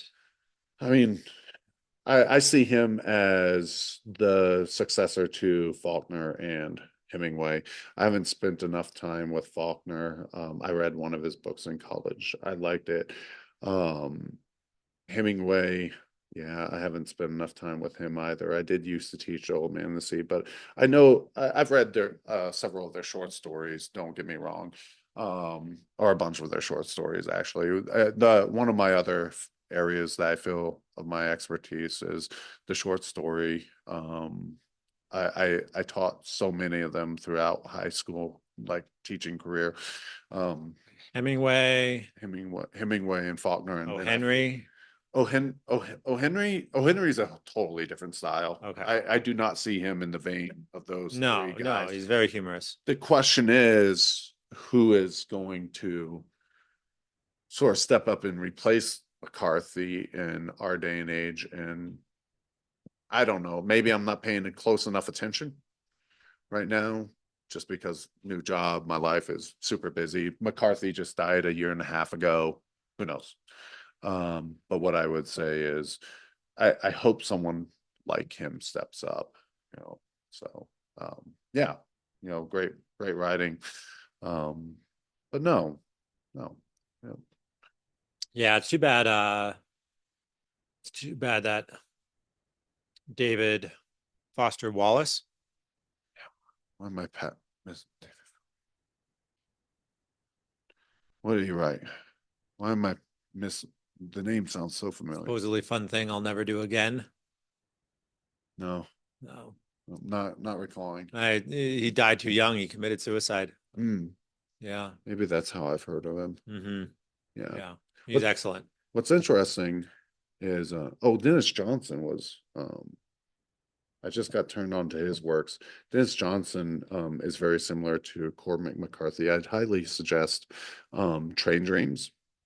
I'm thinking of teaching it to some like some of my classes at some point. I liked it. It's only 110 pages, Hmm. but it's about the American West, and this one guy's experience while working, laying tracks for trains out here in the West, and how that whole experience went and how harsh it was. Um, but to get back to what I was saying, I would say that it's interesting to talk to people about the literature they've read versus the literature another person's read. Like you and I have talked several times, and I feel like we are from two different literary worlds sometimes when we talk about literature. Like I haven't read a whole lot of stuff you've read. You haven't Mm. read maybe all the stuff, or not all, but some of the stuff I've read. But then I met another guy up in Jackson Hole a month and a half ago, and he has a total different literary background. And I was like, oh, I haven't read the stuff you've read, and it's easy to feel intimidated by someone when you haven't read what they've read. Mm-hmm. But we shouldn't feel that way. I've come to this conclusion that we shouldn't feel that way because there's too many books out there. And that's not a bad thing. There's just too many books out there for us to have that common background, but it's also beautiful that we don't have that common background, because the literature that you've read and the literature I've read, they've helped shape who we are. They, I bring these books and they're foundational to me, but they may not be foundational to you. Don't Um, you think there's a such thing as foundational texts, there, though? there are foundational texts, but I think then we also qualify certain texts as foundational to our lives, whereas other people are like, yeah, I didn't like that at all. Don't you think there's an argument that there are certain works that should be read? Yes. If you haven't read them, you're missing something you really ought not to miss. Well, that's what I'm doing with my son right now as he homeschools. I'm like, no, dude, you're reading this. Um, but at the same I mean, time, that's certainly the foundation of the great books movement, yes. which is not the same thing as the liberal arts, but I think they're related. Yeah. But I think then we go into, so beyond like societal or national um texts, you know, when I say like there's certain texts that we should all have read. Constitution, let's start there, right? We all Mm-hmm. should have read the Constitution. There's certain works that are important to the American spirit, and everyone should read them. Thoreau is pretty good, I guess.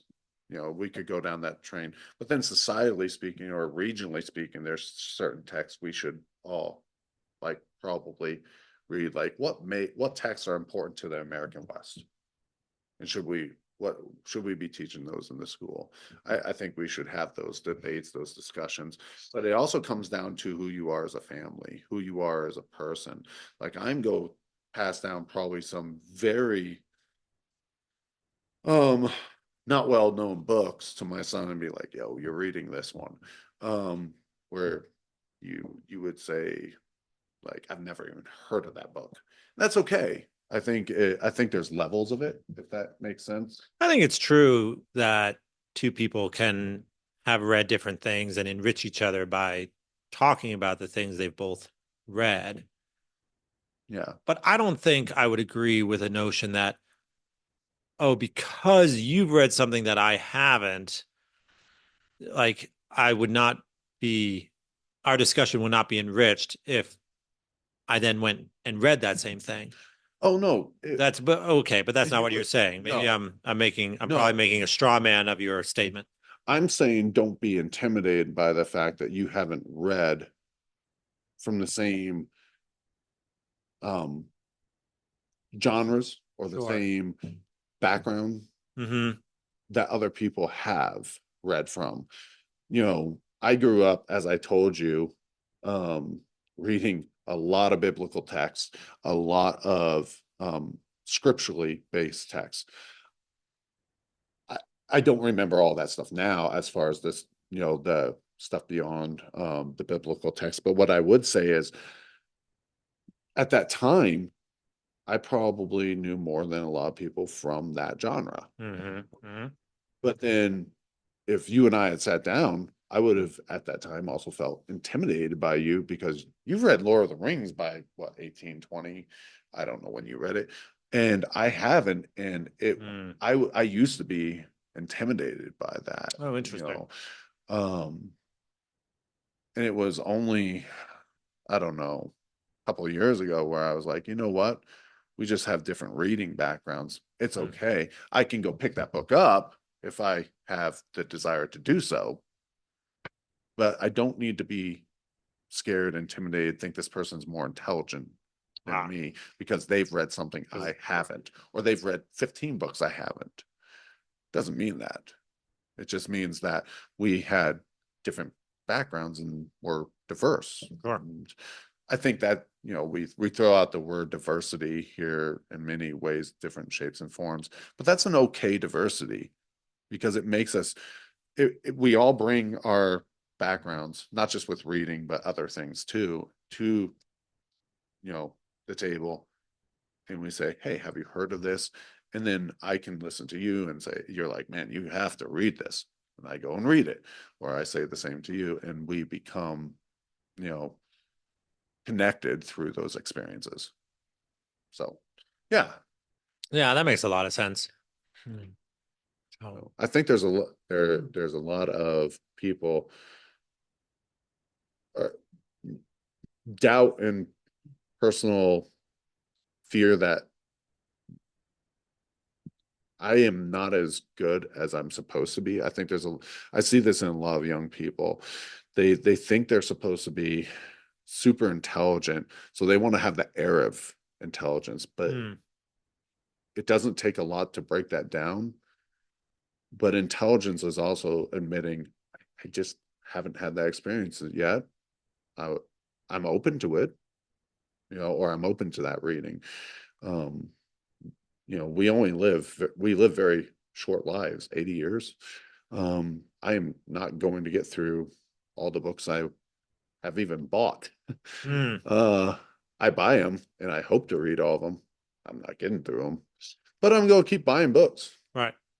because maybe John, I get to 100, then I'll read all. No, I'm kidding.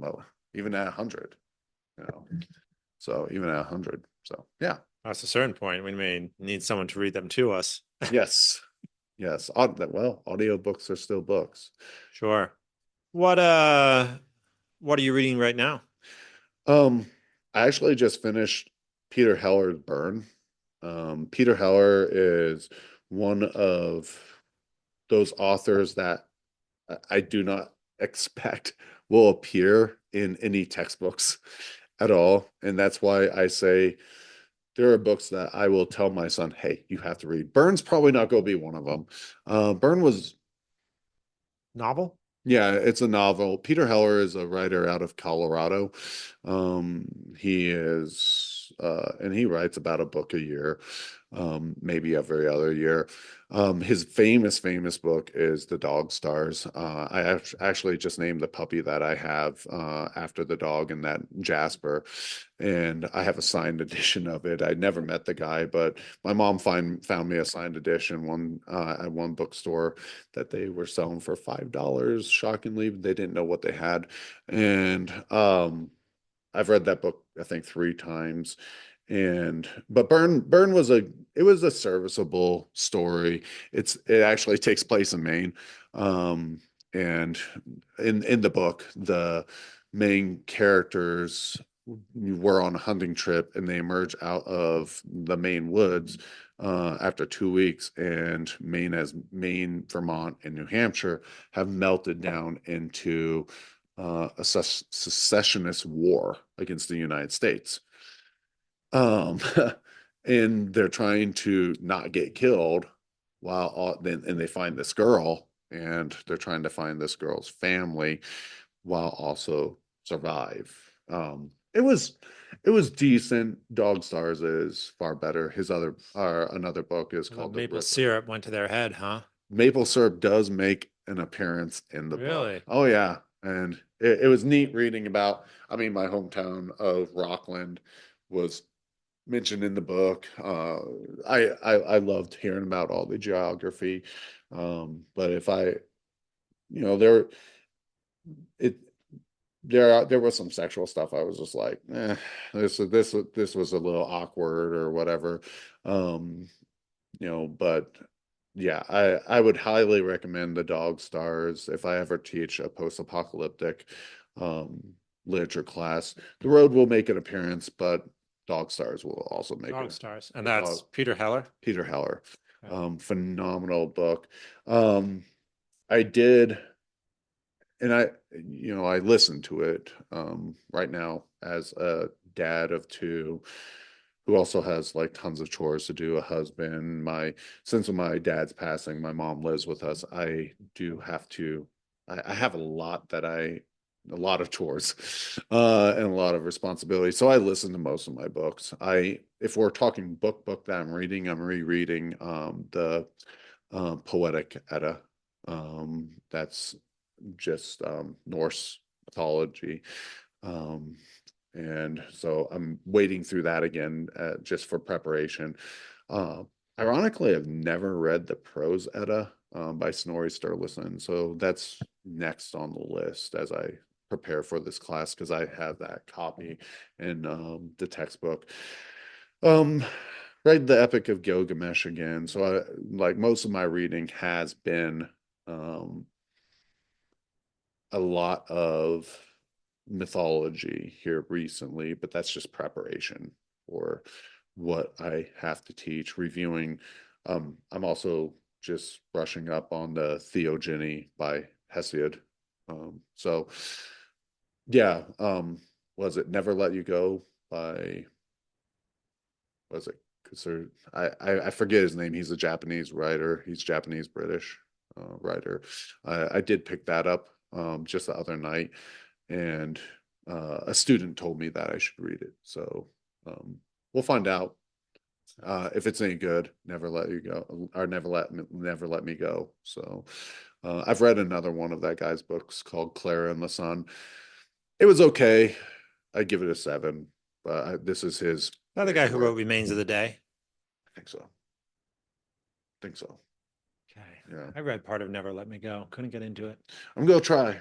It's an audiobook, but I only listened to 15 minutes, so I'm gonna have to rewind it and listen to that Sure. again. And I'm okay with that. Lots of people don't reread. If they don't get caught in the first 15 minutes or in the first session of sitting down with a book, they won't go back and do that. And I had that experience with the Dog Stars because it was written very much like this. And I remember sitting there on the back porch and reading the first 10 pages, and I'm like, what the heck am I reading? And something told me, if you don't read this and go back or reread, you will miss a great book. And so I went back and reread, and man, I love the themes in that book. So like I tell you to pick it up, read it, give it a shot. It's a book about redemption, about finding love again after lots of failure. So it's post-apocalyptic. It's pretty cool. It's scary, and it has a good dog. That's a good dog. Yeah. What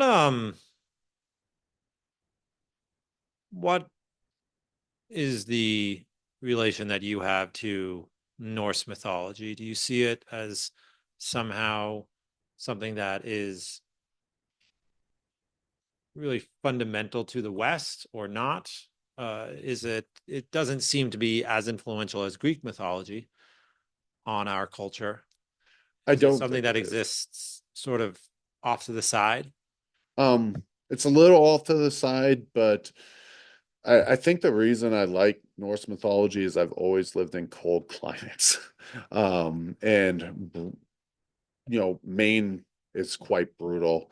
Um, Wyoming's quite brutal when it comes to the weather. There's a lot of darkness during the winter. And then you look at how, I don't know, I've always felt that life can be hard at times and difficult. There's some people, I can think of one guy right now. he just seems happy all the time. And I'm sure he's not. But he's upbeat, always cheerful. I have a hard time relating to that person because I feel there's been some harder times in my life.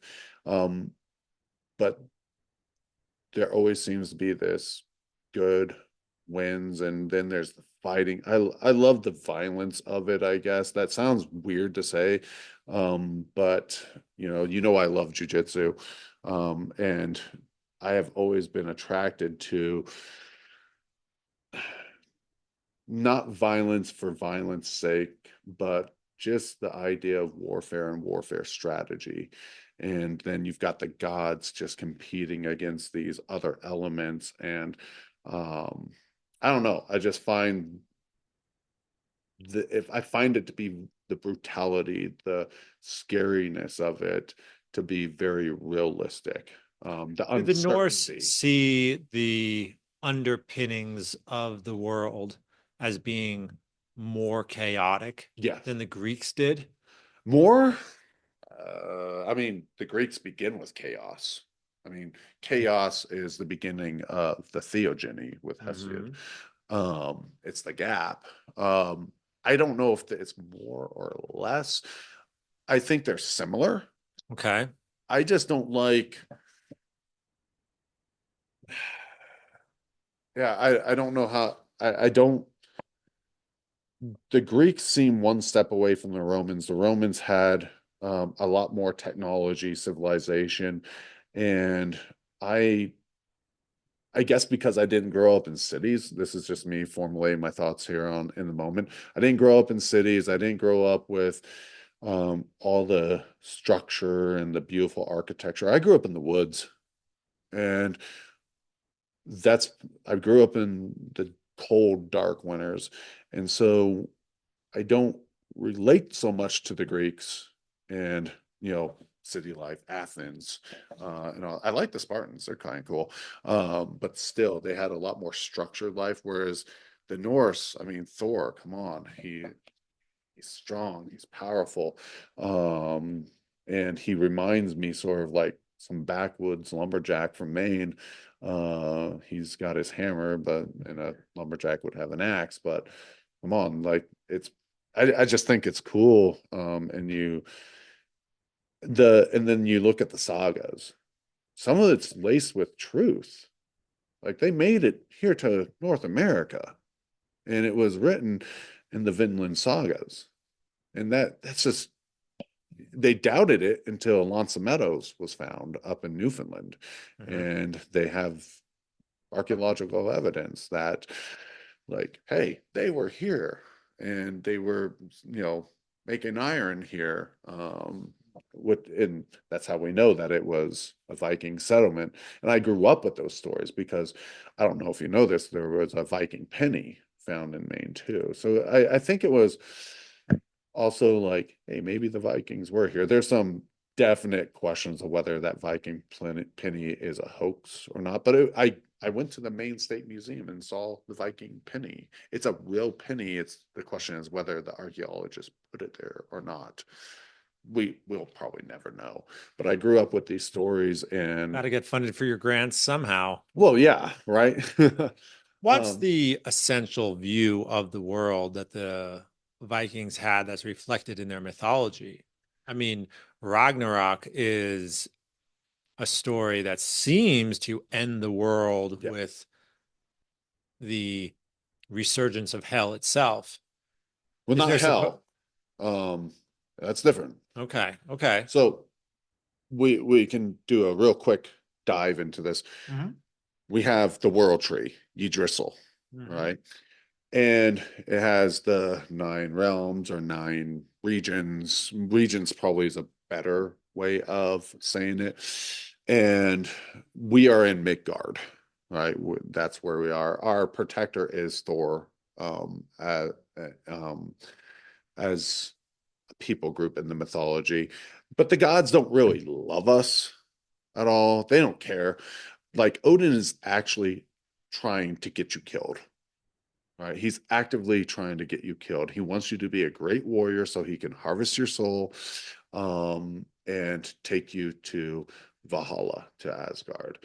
And because he needs you to become one of the Einhar, all right, one of his valiant warriors. Although I think it was somewhere where I was reading, there's only like 800 of them. Sigurd the Dragon Slayer becomes one of them. He's like one of the greatest in the Volsung saga. So anyway, there's the giants who are kind of really only anti-gods. They're called giants, but that's a debatable term. And then Ragnarok is the end, right, Hmm. of the gods. And Hel is actually a daughter of Loki. It's a region, but it's a daughter of Loki. And when we talk about Hel, Hel, not double hockey sticks, um, Hel is the half dead, half alive woman. Right.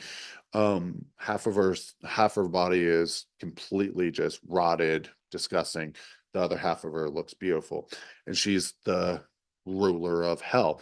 Now, the giants, um, the the dead who died unworthy deaths, right, are they come back from hell. Hell is never said to be at Ragnarok herself. Where she is, I don't know. She's not there. At least in the poetic Edda, she's not there. Loki comes back because Loki's had a beef with the gods now, even though he is one of them. He is a Jotnar, though. And Fenrir, the wolf, he comes and they defeat the gods. But it's not all over. You know, Loki is killed by Heimdall. Heimdall's killed by Loki. And then the world is reborn in Idavol, all right, or Idavol. It depends on what pronunciation we're going with. And some of the sons of the gods become um, the new gods. Balder comes back, the shining god. Magni and Modi, the sons of Thor, are there. Um, I believe Hod is there, the blind god. And so, but it's like it's a better new world. There's a new sun, but it's not better because the question is, how strong are these gods? They're not war gods, they're more gods of peace, and then that's it. That's it. So it's not like That's the end of the story. that's it. There's not a sense of divine justice underpinning their understanding of the world. Is that true to say? The Norse did not believe that the gods were the final arbiters of justice for our Well, the souls. gods, gods are not just. The gods are going to do what they want to please themselves. Um they're very much like the Greek gods in that sense. Like the Greek gods only minimally care about humanity, right? Like Zeus sleeps around with lots of women. And then Hercules is born, and then what does Hera do? She tortures Hercules or Heracles, however we want to pronounce him, depending on Greek and Roman. Um, the gods just don't care a whole lot in a lot of these religions. I get the sense that they don't care in the Canaanite religion either, which Mm-hmm. would be also the Phoenicians. All right. Like Bel, Moloch, Ashtoreth, or Astarte. All right. Astarte. Yeah, it seems to me that there's I think there's a, something truly demonic that oh, there, in that order. Which yeah. I don't know that I see the same thing in Norse mythology, but perhaps I'm missing something. The gods, yeah, not much of them, not many of them are out to help humanity. You know, Mm-hmm.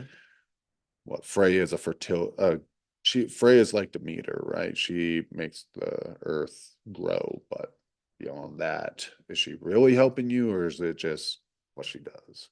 And you can't classify the Norse gods like the Greek gods. People will say Thor is the god of thunder. No, not really.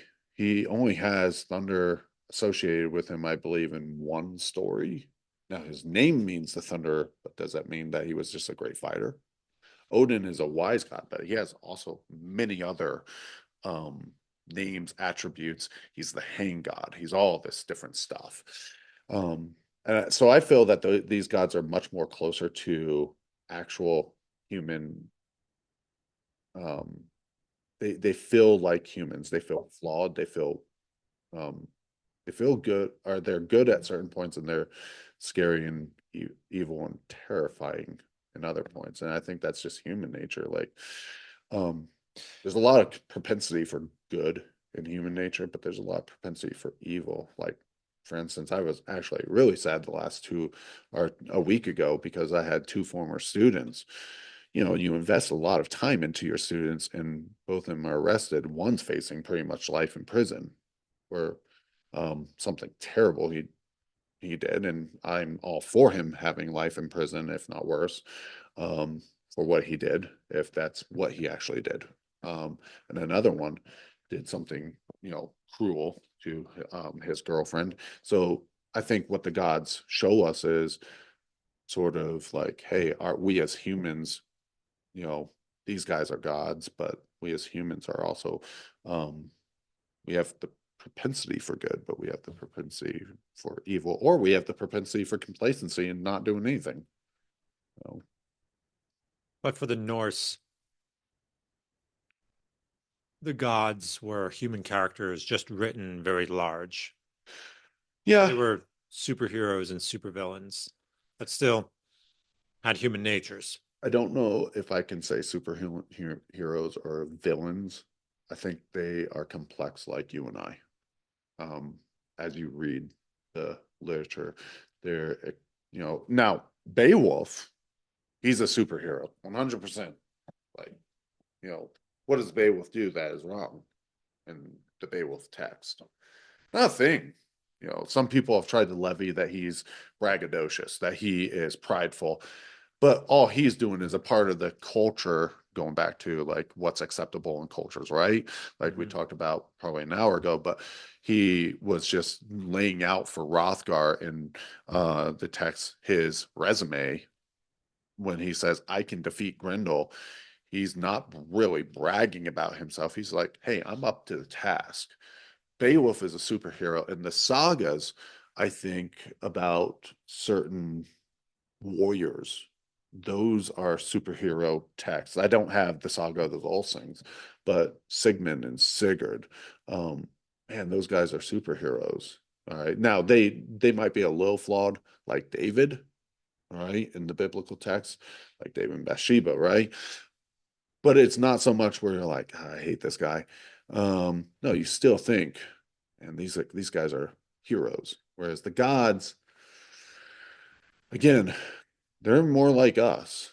They're they're complex. They do good, they do bad, and then sometimes they're just neutral and they're just there. You know, Odin being, I think Odin is. Um, Lots of people like Thor, but I like Odin, just because he's a god of wisdom. Um, I don't know if you've ever heard of the Havamal. It's like the sayings of Odin, and it's wisdom lit for um, that type of. It's like Proverbs Okay. in Norse. Look up the Havamal. It's cool by Jackson Crawford. It's a great translation. You can buy it for I think 10, $12 off Amazon. And it's worth it. Shout out to him, by the way, too, because he also famous translator who lived in Riverton for a little bit of time, and his translations of the Norse sagas and epics are probably some of the better layperson's versions. You know, and if you want a deep dive, you can go into Carolyn, was it Larrington, I believe. That now that's extremely academic, just so we're all aware. Do we know if the Norse cultures were truly worshiping and praying to these Yes. figures like Odin and Thor in a organized religious sort of way? Yeah, they were. Okay.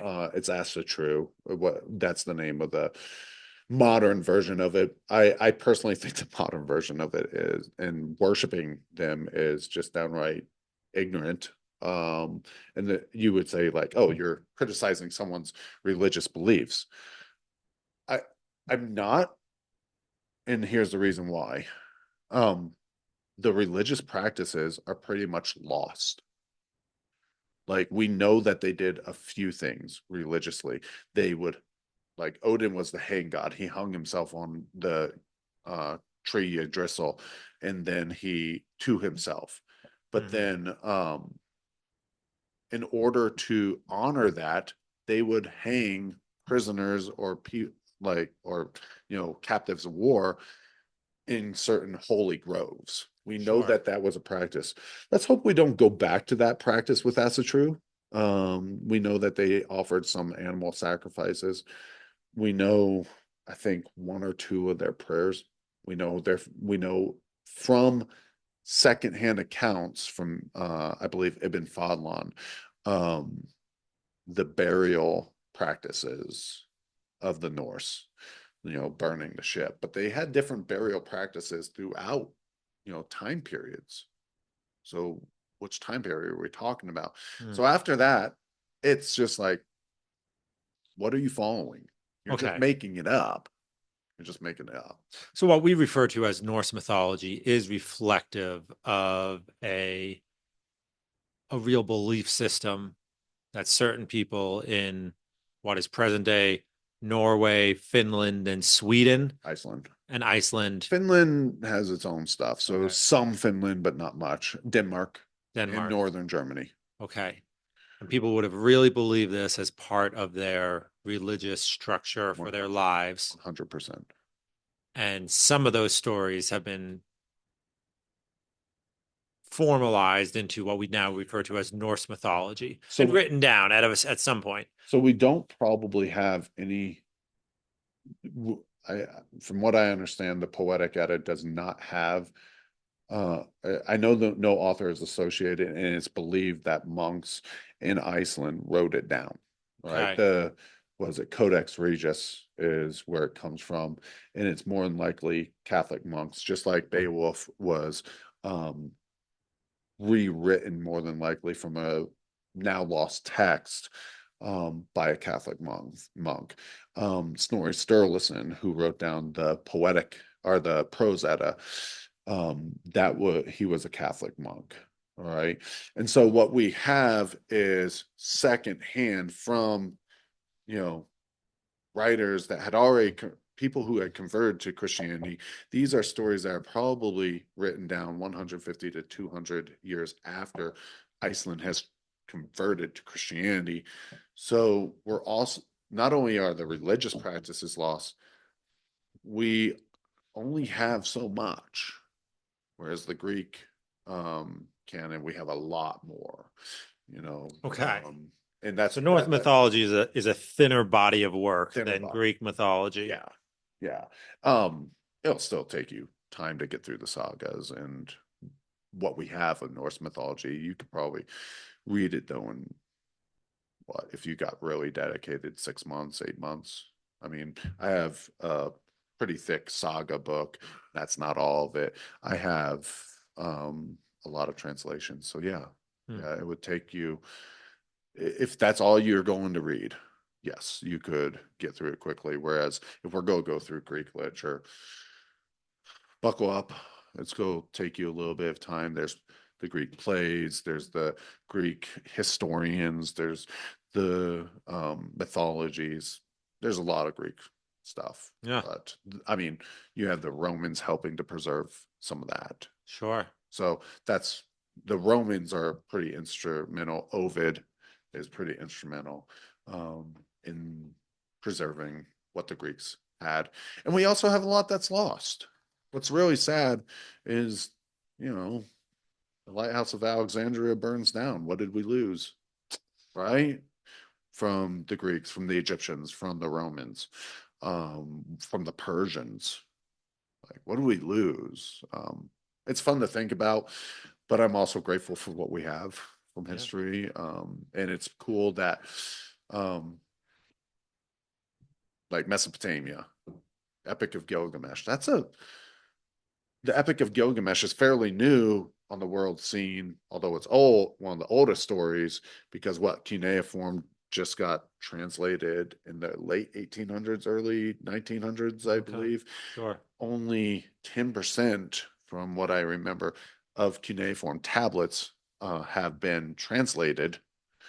And that means 90% haven't been translated. They're hoping AI can do that. So I'm not completely against AI, by the way. If AI can translate that stuff and then we can read it, in English, or a serviceable translation, really fast instead of just having a person do it, that'd be cool. But the Epic of Gilgamesh is fairly new, and we have um many different translations, many different versions. People that are listening, like, yeah, if you are ever wondering why are there these different translations, I heard that I heard this version of Echo Narcissus, I heard this version of Echo Narcissus, and they don't match up. They're probably working with different text. The Epic of Gilgamesh has, I've read, like, I think 3 versions of it, and they all have a lot of the same story. Just there's different ways of translating writing, and then there's different cuneiform texts, because they were found in the library of Ashurbanipal of Nineveh. So the Assyrians had preserved this stuff. And again, what he does in that library is no different than what the Catholic monks did in Iceland. Those aren't the original stories, and or they may be the original story, sorry, from Iceland, but they may not be. We don't know how much is true to the original stories because they were written down later. And then the Epic of Gilgamesh is in Assyria. Well, the Assyrians held to those views, but they were from the Sumerians and the Akkadians. They're long in the past, they're dead. So, how do we know that the Epic of Gilgamesh that we have is the Epic of, or the versions that we have, is the Epic of Gilgamesh that the ancient Sumerians actually wrote about? So it's this, like, deep, inquisitive dive, and I think that's why our modern society, to bring it back to modern times, we get to reinvent this stuff. Like, it would be okay if John Wrench decided, hey, I want to rewrite the Epic of Gilgamesh, but for a modern audience. And you did your fresh take on it. Because that's what God of War is, to bring it back, like God of War, the Greek stories. Kratos is a minor god, like, he in the whole Greek mythology, but then they make this whole story about him, and it's really cool. Right. There's room to add into what Right. otherwise is a blank slate. And so you can reinvent the entertainment of the past into something fresh for now. You can look at it from a psychological perspective, a sociological perspective, archaeological, science perspective. I personally don't look at it because I'm kind of from a science perspective, because I feel it's kind of boring, but Right. I still point it out in the class.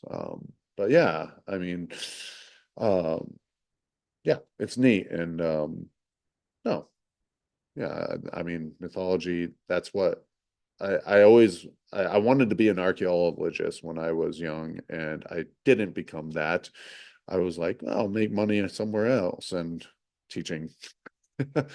I, I yeah, teaching probably makes me about the same as an archaeologist, but that's okay. Could have gone into AI research. Yeah, AI research and get all that translated, so yeah. Well, Deep dive. your studies are to the benefit of us all. Well, thanks, So man. we really appreciate you coming and sharing your knowledge and your time with us. And we didn't get to half the things that we intended to, but that No, only means we'll have to find another time for you to return to the Green Dragon podcast and well, I would share more of your appreciate it. thoughts. I'd So appreciate it. And thank you for having me on. And thank you for any listeners that continued to listen. I know that sometimes the mythology stuff, it's, yeah, it's cool. it's down at the end of its own rabbit hole. That's fair, Yeah, but it's a rabbit hole. it's interesting. But I would encourage you to look at it because it's a part of our human history. That's why, yeah, be inquisitive. Be So, inquisitive. and look up cool pictures for it. That might get you engaged. Yeah. It did for me. Like God of War. There you go. God of War. Yeah, at the computer lab.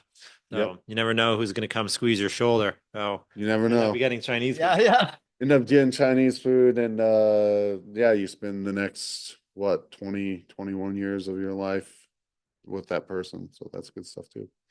So Yeah. thanks, guys. Yeah. I want to let you know this was episode 100. No. No way. Yeah. Whoa. Episode 100. Make it, yeah. Congratulations, Our guys. own epic. Yeah. Oh, yeah. I just Well- wanted to thank you for. Can I interview you for for 1 second then? And I know that you might Yeah, want to man. wrap up, but Yeah. No, whatever you what need. has been your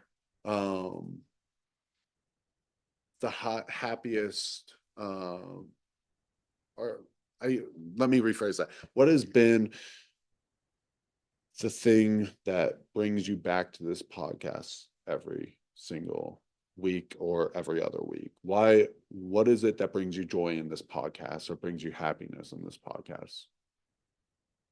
You want to go first, Jonathan? For me, I think it's pretty consistently the chance to get an in-depth, not a lecture, that's the wrong word because we're asking questions and it is a conversation, but an in-depth look into something that I'm not an expert in. Yeah. Mhm. I think that's for me as well. And I always enjoy the chance to get to talk with somebody for a long time. Mhm. I mean, you don't really, especially when you're in your daily life, you don't really get a chance to sit down and talk with somebody for a couple hours. It's And, true. like, we always joke around with it. It's like you can't really ask your friend, "Hey, do you want to just talk to me for 2 hours?" Yeah. They're like, well, sure." Right. But if you're I'll like, make charcuterie. yeah. But then if you're like, I Well, like this is pretty awesome. Yeah. it's pretty awesome, yeah. But then if you're like, well, you want to come on the cast and just chat about things, you're like, oh Mhm. yeah, that sounds great. It's Mhm. kind of like an excuse to get to talk to really cool people, and then it so happens that you're recording it to share it with other people, you know? The one thing about your guys' podcast, if I could give you something, is, I know you're holding free form discussions, and I love that, but you're doing it on a local level. Mm. And so it allows people that live here to get to know the interesting individuals that are around. I forget the name of the pastor for the EV free church, but Aaron Schubert. Aaron, yeah, I really enjoyed that podcast. His episode. Yeah, Yeah, that we got to one, have him back on. that one was a great one. I'd almost love to join him. I'd love to meet Hey, him and that's a talk. Yeah, I'd love yeah. to meet, Yeah. talk, and yeah, that would be neat. Um, because everyone has told me that I would really enjoy his company, and I've just never had the chance to talk to him. And yeah, I like that you guys do that, and you know, yeah, it's pretty cool. So Appreciate it, yeah. That's a good one. Taylor, yeah, the Taylor Schubert. Let's do that. Yeah. Taylor Schubert. Great. Yeah. well, thanks Few guys flavors. for 100 podcasts. I'm gonna have to Episode pick 100. up on podcast number 1. I'll have to go back. Well, it was pretty rough. We But, were still figuring it out. I felt like once we hit 35, 40, we started figuring out how do you make a nice sounding podcast. nice. And then I think now I'm really hoping to make it more I guess like engaging to outside just people listening. Hmm. So I want to like get people into like merch and swag. Yeah. And then I want to be doing like more interactive things on socials and stuff like that. Mhm. So people are more involved. So it's kind of the milestone because everyone says once you hit episode 100, you're officially a legitimate podcast, There you go. So I'm like, okay, this is it, Well, Hit the big milestone. you are a legitimate podcast. You have that fire, and I see uh we talked to the fire went out. Yep. Talk to the fire went out. The charcuterie Yeah. board is over. You have a unique setup here. I love the fireside chats, Yeah. especially during the winter. It's true. Great. Good job. Thanks for coming on, man. Thanks for Pleasure. having me. All righty. Very good. Very good.